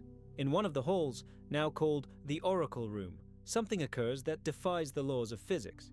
Any sound, even a quiet male voice, is amplified many times over, transforming into a deep, all-pervasive hum that vibrates within the chest. It is claimed that the resonant frequency of this room matches the vibrations of the human body. This means that the ancient rituals performed here could have influenced not only hearing, but also directly the consciousness of people. The third, deepest level remains the most mysterious. It is virtually devoid of light and has only been partially explored. It contains perfectly smooth circular chambers and deep shafts filled with water. Some scholars believe that this is where the most secret burial rituals or initiation rites took place. Others hypothesize that the lower level served to store sacred relics or for astronomical observations, not through sight, but through sound and vibration. There is even a theory that the entire hypogeum was a gigantic musical instrument, amplifying the singing and voices of the priests to such an extent that it created the sensation of the actual presence of the gods. Absolutely everything in Hal Saflieni speaks of incredible thoughtfulness. Even the shape of the halls is no accident.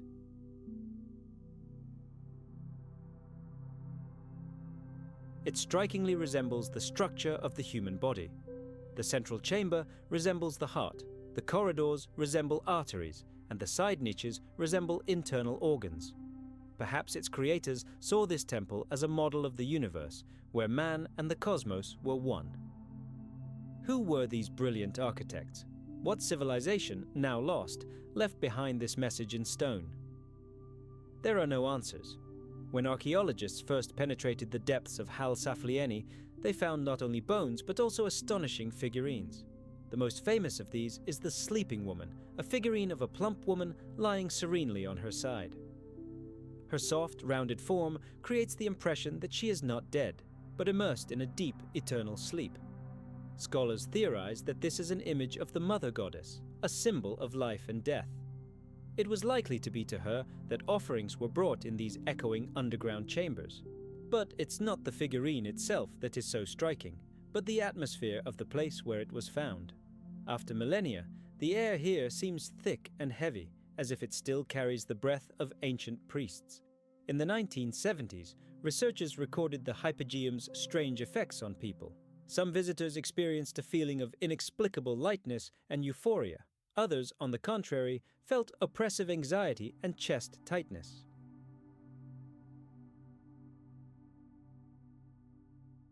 There were documented cases where a quiet whisper in one of the halls caused an entire group of people to experience the same sensation of physical vibration throughout their bodies. These phenomena cannot be explained by conventional acoustics. Perhaps ancient architects understood the nature of sound waves much more deeply than we do, and used sound as a bridge between the world of the living and the world of spirits. It is hypothesized that Hal Saflieni was not only a temple of the dead, but also a birthplace. The remains of infants were found in some chambers, and spiral patterns, an ancient symbol of the eternal movement of life, are visible on the walls. Perhaps rites of passage took place here, from birth to death and back again, from light to darkness, and from darkness to light. In that case, the hypogeum is not just a tomb, but a majestic symbol of the endless cycle of existence. Today, access to Hal Saflieni is strictly limited. Only a few dozen people are allowed in each day to preserve the fragile microclimate. The ancient walls are so sensitive that even the breath of tourists can irreversibly alter the air humidity. Getting here is a rare stroke of luck. Those who have managed to do so say that the silence underground is almost tangible, alive. When the guide turns off the lights, the space doesn't disappear into darkness, but rather becomes transparent. You get the feeling of being inside a memory older than anything you know.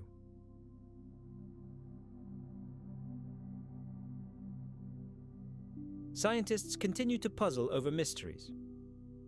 Who was able to carve these perfect domes without metal tools? Why does the acoustics of this place obey laws that humanity would only discover millennia later? Some believe that Hal Saflieni is more than just a temple. It is a message. Perhaps its creators wanted to tell us that everything born in light must one day return to darkness. If you listen closely, you can hear not words, but the very breath of the earth. When one emerges from the hypogeum to the surface, the sunlight seems blinding and alien. And a realization dawns. Darkness is not the absence of light. It is its source, its eternal memory. Beneath the quiet streets of Malta, a city built for eternity still sleeps. Now let's travel from the ancient world to the recent past, to the very heart of Moscow. Beneath this gigantic city, where millions of people rush about their daily lives, there exists another, parallel world, a world of silence, mystery, and concrete. Legend has it that deep beneath the familiar metro lines lies another, secret transportation network. It's deeper, more extensive, connecting key government buildings, underground bunkers, military headquarters, and country residences. They call it Metro 2. For skeptics, it's nothing more than an urban legend, born of Cold War paranoia and spy novels. But for many researchers and former officials, it's one of the greatest and most closely guarded state secrets of the 20th century.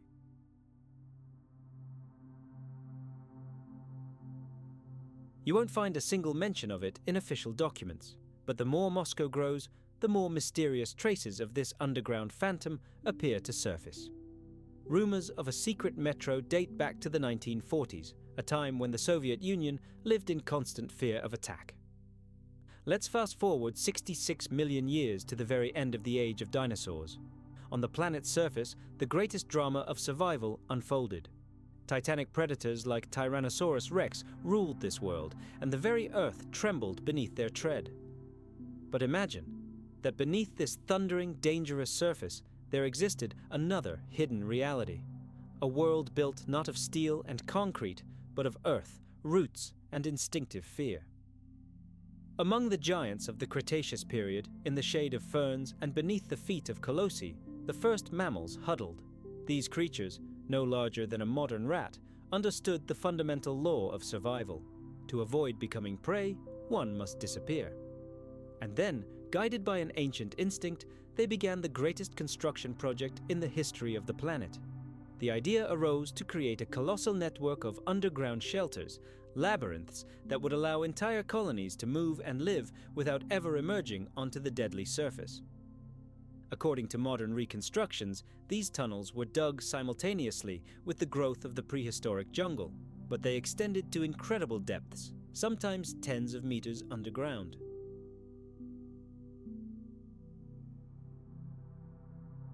Officially, they are almost non-existent in the fossil record. The secret of their construction was guarded not by non-disclosure agreements, but by nature itself. Death awaited anyone who dared reveal the entrance to predators. In the late 20th century, when paleontologists began to take a new look at past ecosystems, this underground network began to be discussed seriously. Leading scientific institutes began to publish reports suggesting that an entire tunnel system, tentatively dubbed the Underground Kingdom, existed beneath the feet of dinosaurs. It was intended to connect mammal colonies with food and water sources away from dangerous predators. These scientific conjectures created a bombshell in the world of paleontology. However, confirming or refuting this information proved incredibly difficult. Scientists and enthusiasts began actively searching for traces of this mysterious network, finding fossilized burrows, passages leading deep into rocks behind rubble, and indirect signs hinting at vast underground voids. One of the first to publicly present evidence was a paleontologist studying fossil remains in the Hell Creek Formation. He claimed to have discovered traces of an entire underground map, a system of burrows that branched from a central shelter to distant feeding grounds, underground springs, and even to other, smaller colonies.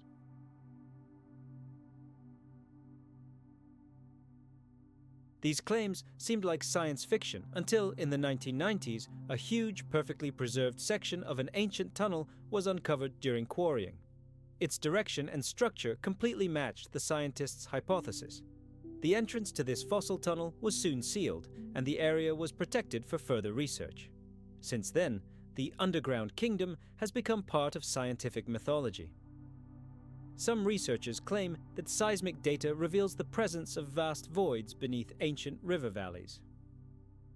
Others report discovering the bones of small mammals alongside the fossilized remains of enormous predators, as if they emerged from beneath the earth at the most unexpected moment. Paleontologists studying rock sections have discovered ventilation shafts and side passages leading into the impenetrable darkness of the rock strata. However, they have never been able to penetrate where the air froze millions of years ago, and the silence oppresses like an eternal warning of hidden life. Scientific legends claim that beneath the prehistoric landscapes lay not just a network of tunnels, but an entire infrastructure. At enormous depths, giant nesting chambers, seed and root stores, and even nurseries for young could have been located. The most famous hypothetical feature is the central shelter, a gigantic geocavity expanded and developed by generations of ancient creatures.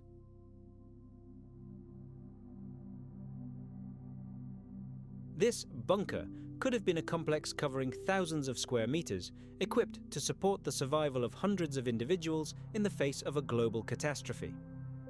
Although it was certainly connected to the main network of passages, the roots of these connections remain a mystery, buried beneath millions of tons of rock.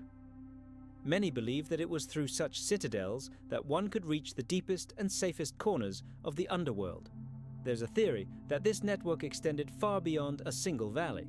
According to some sources, branches extended to coastal areas, where washed-up prey could be found, and to the foothills of volcanoes, where geothermal heat warmed underground chambers. These tunnels could have served not only for escape, but also for covert movement between strategically important points in the ancient world. The very logic of evolution often involved the creation of duplicate and hidden routes to survival, and the underworld fits this concept perfectly. Interest in this invisible world has only intensified in recent decades. The first 3D reconstructions appeared in paleontology museums, where experts shared information about these underground objects without being able to give them precise names. The diagrams reveal ancient burrow maps, unmarked lines, and strange intersections leading to nowhere.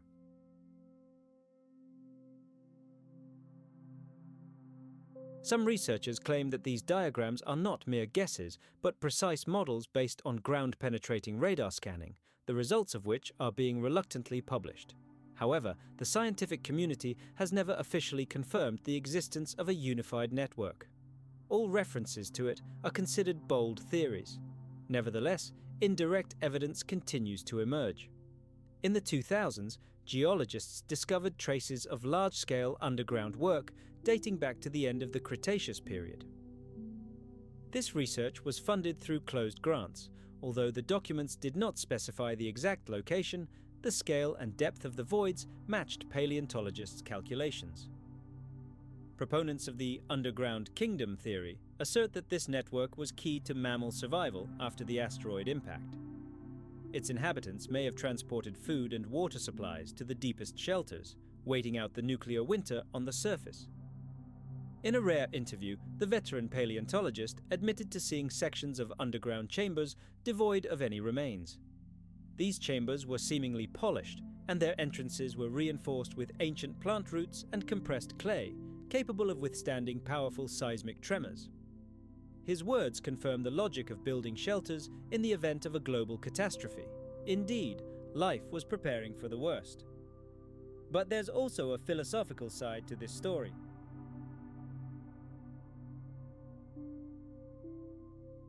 The underworld is not only a mystery, but also a metaphor for a world that lived a double life. On the surface, there are giants, roars, the glitter of scales, and brutal struggle. Beneath the earth, there is silence, darkness, and confined spaces that could not be entered without being one of them. This contrast creates the feeling that the ancient earth was a living organism with two hearts.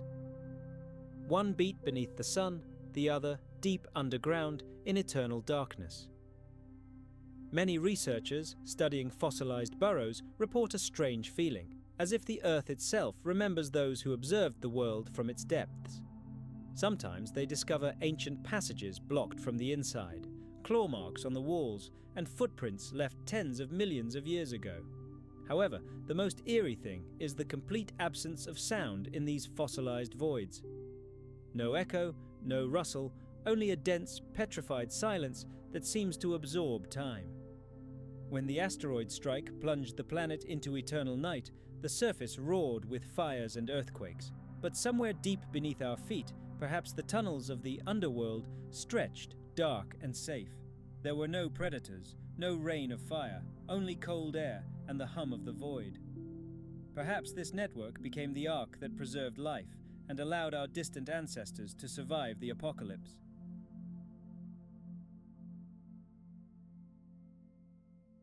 At such moments, it becomes clear that if the underworld existed, it was created not only as a shelter, but also as a space where life had to disappear from the surface of the world in order to survive.